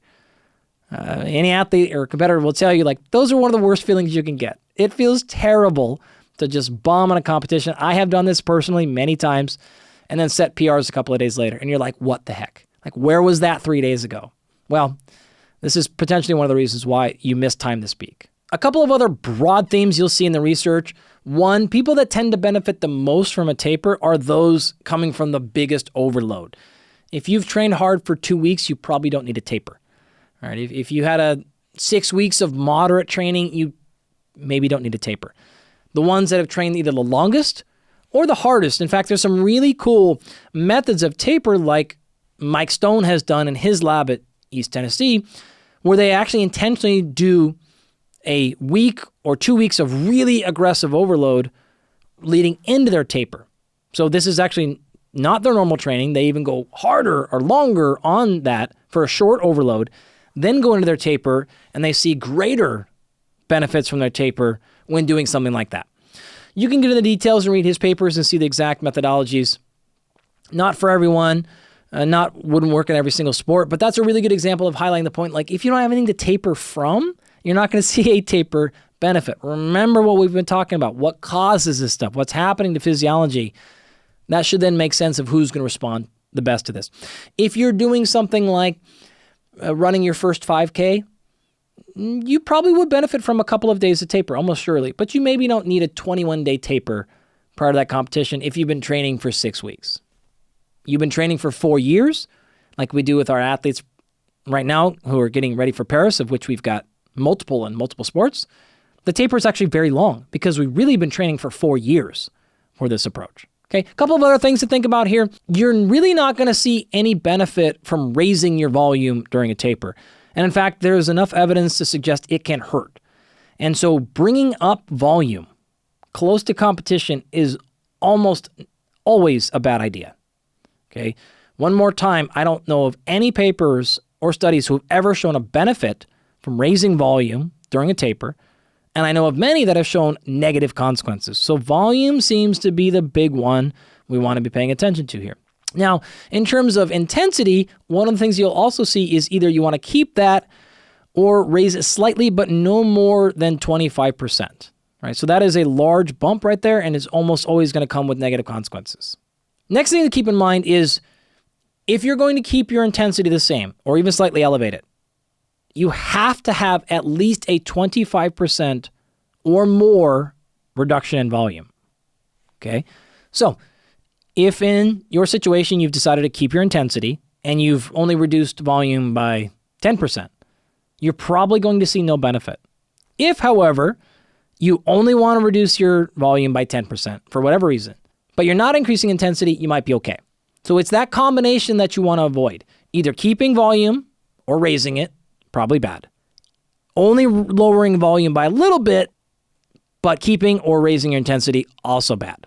Okay? So if you're going to keep the volume around, you got to really make sure that intensity is accounted for, or you're still going to run into problems. Okay? Those are some of the really big themes that you'll see tend to be true across multiple styles of performance, training, groups, and laboratories. I want to share a little bit about the physiology of what's happening during a taper and why you're seeing these performance benefits. There is evidence on every part of your physiology for the most part. Your creatine kinase levels, your lactate, your sleep, muscle glycogen, hydration. I've mentioned fast twitch muscle fibers. All of these things are enhanced or can be enhanced with a properly designed taper. Why is this happening? Well, I actually want to pull out a couple of very quick physiology examples. One of them in particular, I think, is to actually highlight what's not happening So there are some misconceptions that I've heard a bunch, and so I do want to make sure we cover that. And the one that I'm drawing most attention to here is testosterone. So one of the things that generally does not happen during a taper is testosterone. It really will not change much. And despite the fact you're seeing these performance enhancements, I would not anticipate your testosterone increasing. It probably has gone down a little bit from overload training, but as I've shown a couple of times now, it probably takes a little bit longer than a 2 or 10 day or even 21 day taper for that to be increased. However, what matters is your performance goes up. And so this is another example of testosterone is important, but it's not the primary thing. It's not the king. It is not a direct tie to physical size or performance or anything else like that. So don't expect much to happen in that. I also want to highlight this because people will often do things like, I think I'm overtrained, therefore I've backed off or I've fully stopped training. Maybe they got a blood test done and their testosterone was low. And then they get their blood checked again and their testosterone is still low. And now they're really confused or concerned. And I want to let you know that that's actually probably still normal. It's not going to respond for quite some time. It might. That's great if it does. But if it doesn't, you may or may not actually have something, legitimately medically wrong with you. It is a pretty common thing. In fact, most of the research on taper will show that testosterone is not going to change during a taper. However, other things like your glutamate to glutamine ratio are increased with overtraining and are reversed with taper. So that is a much better molecular biomarker of actual overtraining status than something like testosterone. Physical strength is a little bit of a different story, and this is where we see a lot of benefits. I've already highlighted the fact that the fast-twitch muscle fibers, which are somewhere between 5 to 8 times more powerful than slow-twitch fibers, are hyper-responsive to taper. And so because of that, you see everything from total work capacity to peak power, repeated sprint ability, vertical jump height, max power, and so on and so forth, all have been shown to improve with as little as a week or even less of a taper. Hopefully I've convinced you at this point, if you do a properly designed taper, you will see performance enhancements, whether we're talking about endurance or strength or power or anything in between. I would like to move now into telling you exactly how to do it. So what are the different types of taper? How do I actually execute them? I gave you a quick summary a few minutes ago, but there's a lot more detail there, and I know a lot of you are interested in that, so don't want to stop you short of that information and tell you about the research and the science on different modes of taper, what people are doing, and how it may differ for powerlifters versus weightlifters versus soccer players or rugby players. So let's get into those details now. There are 3 main styles of taper. The first is what's called a step. This involves a sudden reduction in training load, and it's slightly more common than the other 2 styles, but it's not that much more documented. Additional thing to think here is strength training research probably favors this style over the other ones, but again, it is not a massive or overwhelming benefit here relative to the other ones. So the other ones, the second one most common is what's called linear, and this is a constant reduction in load over several weeks. And then the third is actually oftentimes divided into 2 different styles. This is called exponential. There's a fast exponential and a slow exponential. These ones are constant reductions. So if you think about linear and you think about a graph that has, say, 14 days on it, if you want to do a 2-week taper, and if every one of these styles, step, linear, and exponential, they all start at 100, and 100 is your maximum volume, whatever that number is to you, okay? So all of us start at the same volume, and by the end of the 14 days, we want to get really, really low. The question is, how do we choose to get there? And what I should have clarified at the beginning is, by style of tapers, I mean, we all have to get to lower volume. How do we get to that lower volume is really determining the style of the taper. So we're all starting at 100, and in 14 days, just to make this example easy to follow, we all want to get to roughly the same spot. Now, in a linear taper, you're basically going to go down in a linear fashion. And so let's say day 14, you did 100 miles, just to make numbers. Day 13, you might go to 90, and then you go to 80, 70, 60, 50, etc. It would be a straight line down in volume. That'd be a linear approach. A step taper is just simply coming right out the gates, day 14, going from 100 miles down to 30. And you just stay at 30 miles the entire 14 days. And so it's like falling off a giant step, if you will.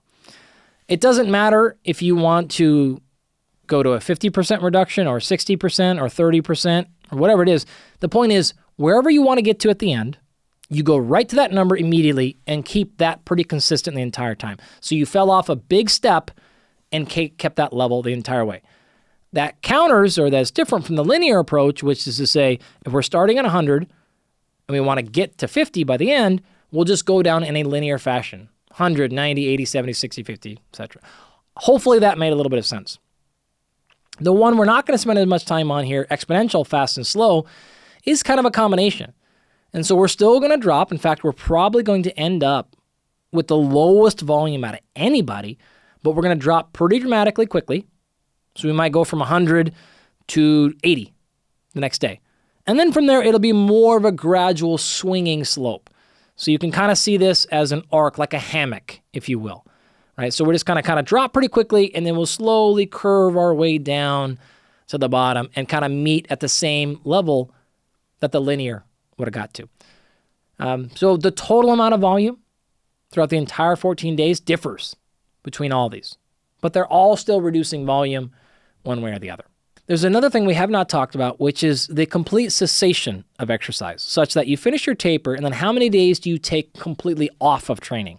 None before competition. Weightlifters, you're going to see something like a day and a half on average. Some people take the entire day before off. Some people do light barbell work or technique work. And then others take as much as 2 days off. I can tell you right now in boxing and the UFC, there's never going to take the day off before. In fact, most people are going to do some sort of shakeout, as they'll call it, in the morning of. The day before is also weight cut day. And so there's some other variables going on at those sports. But in weightlifting, a day and a half to 2 days of complete rest prior to competition is pretty common. Powerlifters, it's probably more like 2 to 5 days. Powerlifters really do like conserving their energy, is how I will say it. Strongmen, more like 4. And then CrossFit and Highland, more like, again, 2 days or so prior to competition. In terms of intensity, you will generally see this is where some anomalies kick in. And I really want to highlight this because what's clear from the endurance side of the equation, as you'll see, is you almost always want to keep intensity around.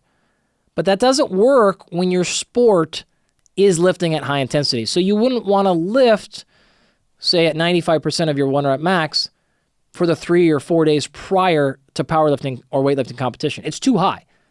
But you could certainly run at 100% of your VO2 max 3 or 4 days before. That's totally fine. So it's a little bit of a different things here. So in these strength sports, you will actually see intensity come down a little bit during your taper, and that makes sense. A lot of folks are going to get up to like 85% maybe, but probably shut it down.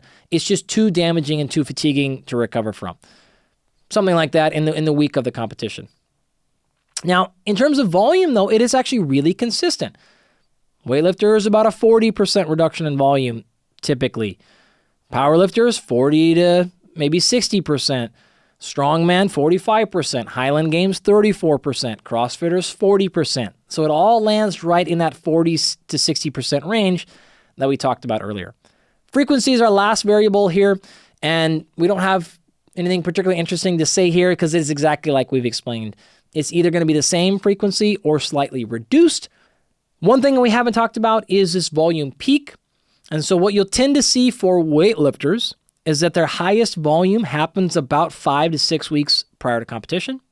It comes down from that, but they don't really hit their taper until that 8-week day. But their volume peaks, a month and a half or so prior to competition. And their intensity is going to peak about 2 to 2.5 weeks out as well. So a little tidbit I thought we could throw on there, and that is I found valuable and interesting in a couple of the papers. Last thing here, and this is really important. In the weightlifting, powerlifting, Highland Games, and other research, almost all of them had people report when they asked them, why did your tapers fail in the past? You'll see an almost equal distribution of people who said, my taper was too long, as well as people who said my taper was too short. And so while I can give you these sweeping recommendations that are general, the research is really clear. People report their taper failing from an almost equal combination of saying it was too long and too short, which is to say these guidelines should be treated simply as that.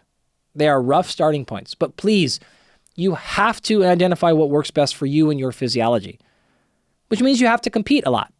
This is why practicing, and this is actually something that people don't do a lot, and it surprises me, but you should practice a taper routine.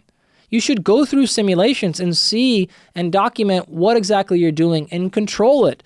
Doing your regional events, during your qualifiers, and going through these things as often as you can, and you will start to figure out for you and your physiology and your life situation what works best for you.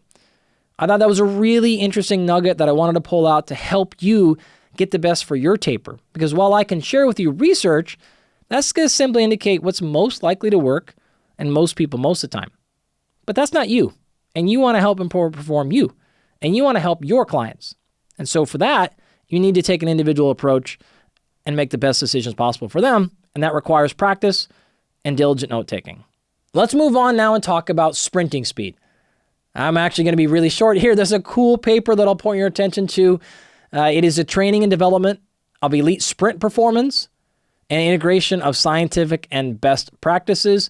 An interesting paper from 2019, I think. But in that, they lay out a specific 10-day protocol. Exactly what to do for the 10 days prior to competition.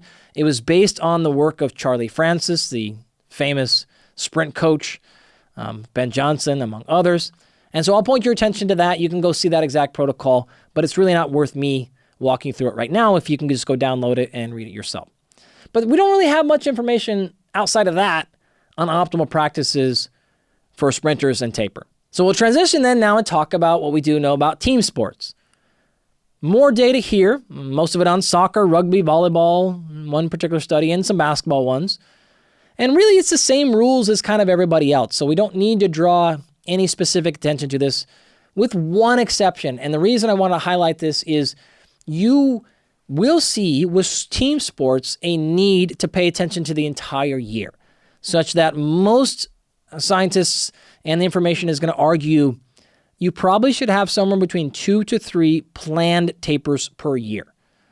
And now this is particularly relevant for college, high school, or even youth sports if you're doing multiple sports at once. If you're anything like me, and as a kid you started the year off in football, and then you rolled right into basketball, and then you rolled right into baseball, and then you rolled right into your summer work and lifting hay bales and building roads and things like that in the summer, there was really no taper. It's probably smart if you are competing year-round, whether it's a single sport or in multiple sports, to have at least 2 to 3 planned tapers throughout that time. That's probably the most interesting thing we can pull out here that's a little bit different from what we've already talked about, but the rest is very similar to what we've already highlighted. One other little aspect is maintaining skill work. If you are a basketball player and you got to make sure your shot is on point, or a rugby player, or whatever else it is, make sure that you are prioritizing your skill work during your taper. And so you want to minimize volume, and the way to do that is to reduce the conditioning and reduce basic movement stuff and keep your volume through your skill work. So you keep your skills sharp, but you can keep volume down. You move at a play speed. You try to hit the ball as hard as you would in a game or close to it, or you try to run or jump or do those things close, but then you just don't do a ton of it. So skills stay sharp, speed and power and strength stay high, but you reduce that cumulative fatigue by lowering the volume. Finally, here to round us out with what we'll call endurance exercise, I'll point you to one more review article that highlights this, the effects of tapering on performance in endurance athletes, a systematic review and meta-analysis. Really great, covers a lot of stuff in that. They went over a whole bunch of papers and boiled it down to about 14 and found that pretty pronounced effects, improvements on time trial performance, time to exhaustion, no real changes, as we've described earlier, in VO2 max or running economy, and most of the athletes did a 40 to 60% volume drop, and the duration was somewhere like 7 to 21 days. Hopefully by now you've learned a lot about plateauing, peaking, and overtraining. Also, avid listeners are probably clear to the fact that I traditionally end the show going over the 3 I's, so what to investigate, how to interpret that, and then how to intervene on that. But I've chosen to not do it in this episode because I've actually just weaved much of that stuff in along with the content as we went along. And so I want to finish on that, but what I want to do is finish on something that a lot of you are interested in, and that is many listeners are either aspiring to or currently working directly with high-performance athletes. I thought it would then be helpful for many of you. In fact, if you don't want to work that, you're still interested in what are these people really doing. So I'd like to share with you some insights of what happens at the highest level when we have to monitor, when we have to predict, when we've got one shot every 4 years, or maybe one attempt in a career to play for a World Series or an NBA championship or something like that. But then boil it also down and say, okay, what are some other specific examples that many of you can use to pay attention to all these things along the way? I've given plenty of hints and direct tactics before, but I wanted to summarize all that for you as we wrap up. So let's dive into it and see what that looks like. Now, getting us started, if you dive into the world of performance, you will see almost everybody is tracking load somehow. They are tracking mileage, or they're using GPS trackers to see how much area we covered in practice. They have some sort of physiology going. And so this world can be really extensive really quickly. But I wanted to give you a quick overview of what that looks like. Traditionally, most high-performance directors are measuring at least one thing from 3 specific areas. Area 1 is what we call tracking. So this could be things like LPSs or IMUs or GPS. It could be as simple as pitch count or mileage or something like that. So what is the actual person doing work-wise? Number 2, what's the performance response? So how's the gameplay? What's their physical strength? A lot of coaches will use things like a vertical jump. And these are traditionally being tested every single day. Really, really common for people to come in, do a vertical jump test every single day, and that's telling them where their system is at overall. So they're tracking total work. They're measuring performance, again, almost daily, if not 3 to 4 times per week. And then the third big category is what we'll call physiology and psychology. So they're looking at various markers of central or peripheral nervous system. This could be a TAP test, could be HRV score, resting heart rate, something like that. They may be looking at biomarkers. I've given you examples earlier. Some are doing blood markers multiple times per week. Some are doing salivary. Some are just doing big blood draws before, mid, postseason, something like that. Could be sleep, could be mood, could be RPE, or anything like that. But you could basically say most people doing it well are taking at least one thing from all 3 of these areas. If that's within your capabilities right now, depending on your budget or interest, I would strongly recommend a similar approach. The technologies, the tools, the tactics are infinite within this category and always growing. And so we didn't have time, and I don't even know how you would attempt to cover all of them in all these areas. I think probably more appropriately is just to think about categorically, making something that represents one metric from each of these areas, and choose your technology and frequency and all that based upon your budget and scenario. Now, when budget is of no concern, like I've been fortunate to have in several scenarios in my coaching career, you can get wild. And so it can look something cool like this.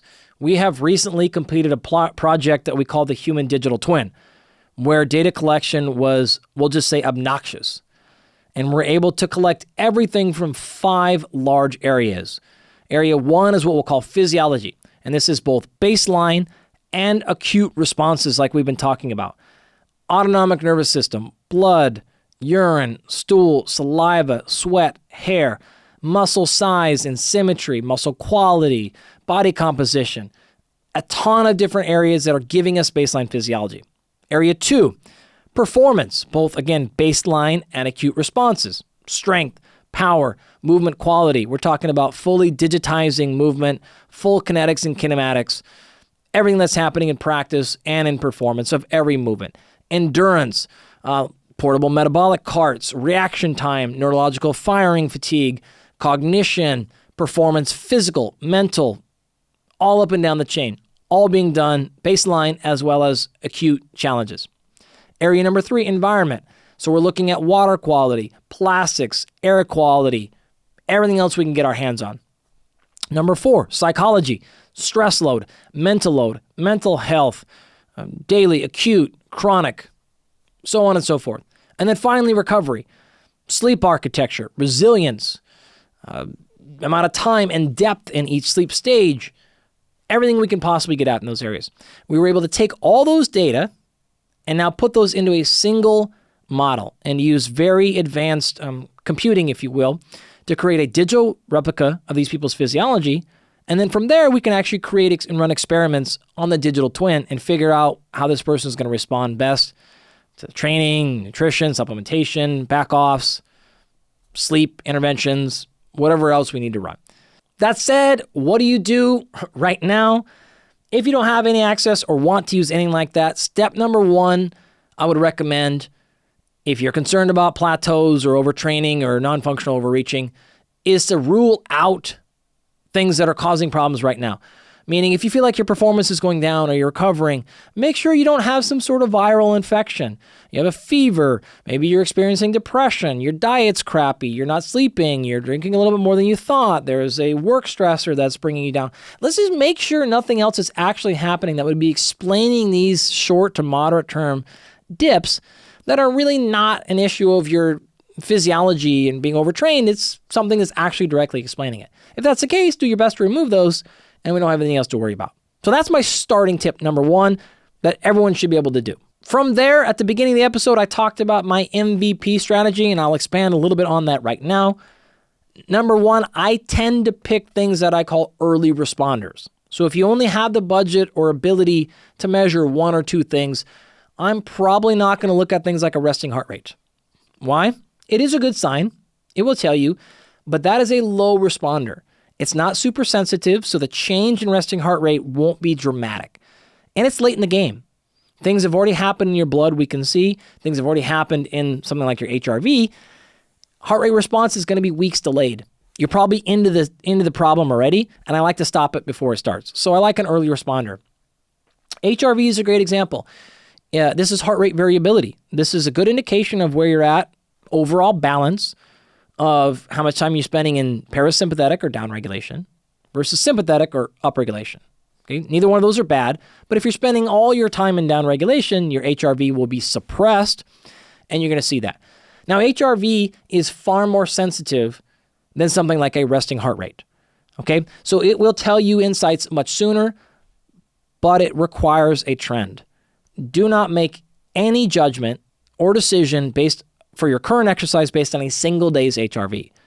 If you talk to experts in these areas that have done this for decades and have thousands of data points or thousands of athletes and millions of data points, they're going to tell you, hey, look, we're looking for a 3 to 5 day, maybe 7 day, maybe 10 day trend before we're super worried about it.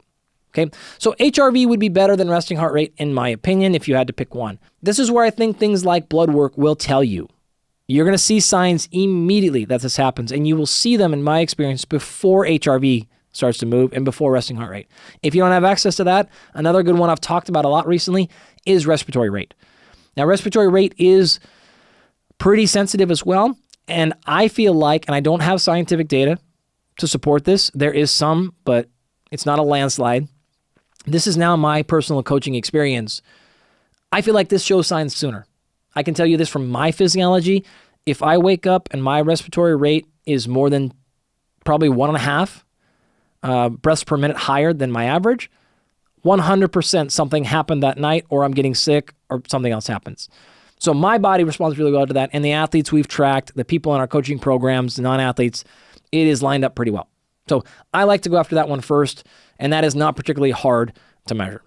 One thing I would like to clarify, maybe I haven't talked, and we'll probably do full episodes later in the show about things like HRV, but this is nice because unlike a blood biomarker, where it's really only telling you information about that area, HRV is a systemic marker. So it's telling you that idea of where your entire system is at. And so a lot of people will make the argument, I don't need all those other things you talked about in your human digital twin if I can get 80% there with that one single metric. And you might be right. You can get pretty close with something like an HRV. So that's the advantage of doing that. It cuts down data collection, gives you a broad stroke idea of what's happening in the entire physiology. It's non-specific, but it will give huge advantage to people that are restricted to data collection. Okay, so a lot of value there. To kind of give you one more little personal insight, and this is actually really cool, a paper from friends of mine in Stockholm, Philip Larson, his group out there, did a really cool overtraining study. And one of the things that they found from that I thought was super practical is The study found actually impaired mitochondrial function with overtraining, and we saw some glucose dysregulation and things like that. But what I thought was super interesting is they found this. If you take somebody who's exercise trained and expose them to a standard workout, we've talked about this now several times, and their heart rate is the same or lower, but their respiratory rate is higher, then you have a very, very strong likelihood that their nervous system is fried, that they're overworked, or however you want to phrase this. See, typically, the more fit you become, the lower your heart rate response is to a given workout, right? The same training speed is no longer as challenging. So your resting heart rate comes down because your stroke volume has gone up. We talked about that in detail in our cardiovascular episode. However, a lot of people will do the same exact workout, and if they notice their heart rate's higher, then it's like, oh man, maybe something's going on. And it might be. But if you look at your data and you don't feel great, you feel junky, and you realize your heart rate is the same, or maybe even lower, and you might be thinking, oh my gosh, I guess my physiology is fine. It might be, but it also might not be. And the way to differentiate that is if you see that that heart rate, again, is the same or lower than it normally is, but your respiratory rate is higher, that's a pretty good indication that the system is pretty fried, pretty tired. You're breathing harder than you need to be. Your resting heart rate's lower. You're not responding like you should be to a stressor. And maybe some back off is needed in the future. To finish this off here, what I'd like to do is clarify a handful of things you can do that I call acute and chronic actions if you do feel like you're in the hole a little bit. We never specifically laid this out, but number one is rest. So if you are actually overtrained or close or non-functional or otherwise, the most important and direct thing you can do is recover and rest. But there's actually subcategories that fit into multiple areas. This include things like food, supplementation, thermal stress, breath work, what I call brain distractions, light, rest, sleep, and a bunch of other things that can help you crawl back out of this. And maybe we'll do an entire show just on these and jump straight to them. But I call some of these acute and chronic for a particular reason. So let's take an example of something like supplementation. If you look at, say, caffeine, if you feel kind of low energy and fatigue today, caffeine will help that acutely, but it's not going to chronically recover you from overtraining. So that wouldn't be a chronic responder. You might have to do something more like sleep more, or reduce training, or try something that has been talked about a lot recently, like biofeedback or journaling, social connection, work on recovering hormone status. Things like that might be needed to actually chronically fix the problem relative to actually giving you some short-term resolution. One that has been documented actually from the CrossFit overtraining study that I thought was very interesting comes from carbohydrate. So one of the things that they noticed that jumped out really clearly amongst those folks that were experiencing more overtraining-like symptom responses is the carbohydrate intake was about 3 times lower in those individuals. So just simply making sure you're not dropping below, say, 5 grams per kilogram of body weight per day of carbohydrate when you're doing advanced and high levels of training, if possible, is probably a good idea. So that will help actually. In fact, that's one of the things we turn to quite often is if people are just feeling low energy, we'll give them more calories if you can afford that. Okay, so there's lots of tools and tactics. I actually have an entire table here that I've built out. Perhaps we'll put that up in our show notes. I'll do it. All right, I'll just commit to it right now. It'll be up there. And you can look at all these things, some that I call parlor tricks. So this is where motivational quotes or music or a movie or something will come in. And those are not going to fix your overtraining problems, but they might give you an acute boost of energy if that's really all you're experiencing. So as I said at the very, very beginning, because performance is not one thing and stress is not one thing, there's not one thing to track, and there's not one thing to do to solve them. You really need to think carefully about, in my situation, what's probably causing my largest constraint. What's my biggest area of opportunity? And what's within my reason and preferences and abilities and skills in terms of what solution I want to deploy. Maybe you want to use more supplementation. Maybe you want to use more thermal stress like hot or cold or nutrition. Or you need to just sleep more or a combination of all those things. I hope that this episode just let you know you have a lot of options. That's one of the major goals I have with this show and with my entire strategy for science communication, is to not make people feel like they have to do certain things if that's not really the case. And so you got a lot of causes for overtraining or plateauing and peaking. That means you also have a lot of opportunity for solutions, and pick the ones that are most appropriate for you in your situation. Thank you for joining for today's episode. Our goal is to share exciting scientific insight that helps you perform at your absolute best. If the show resonates with you and you want to help ensure this information remains free and accessible to anyone in the world, there are a few ways that you can support. First, you can subscribe to the show on YouTube, Spotify, and Apple. And on Apple and Spotify, you can leave up to a 5-star review. Given that we're a new podcast, subscribing and leaving a review really does help us a lot. Second, please check out our sponsors. The show would not exist without them, and they really are exceptional products and services. And then finally, you can share today's episode with a friend who you think would enjoy it. If you have any content questions or suggestions, please put those in the comments section on YouTube. I really do try to read these and see what you have to say. If you have yet to sign up for our monthly newsletter, you can do so at performpodcast.com. Our newsletter provides episode summaries with the key takeaways for each and every episode of the podcast. This includes topics like how to improve your VO2 max, how to build muscle mass and muscle strength, how to optimize your sleep for high performance, and much more. To sign up, just go to performpodcast.com, click newsletter at the top of the screen, and then enter your email address. Once you sign up, you'll receive access to all of our newsletters. I use my Instagram and Twitter also exclusively for scientific communication, so those are great places to follow along for more learning. My handle is Dr. Andy Galpin on both platforms. Thank you for listening, and never forget, in the famous words of Bill Bowerman, if you have a body, you're an athlete.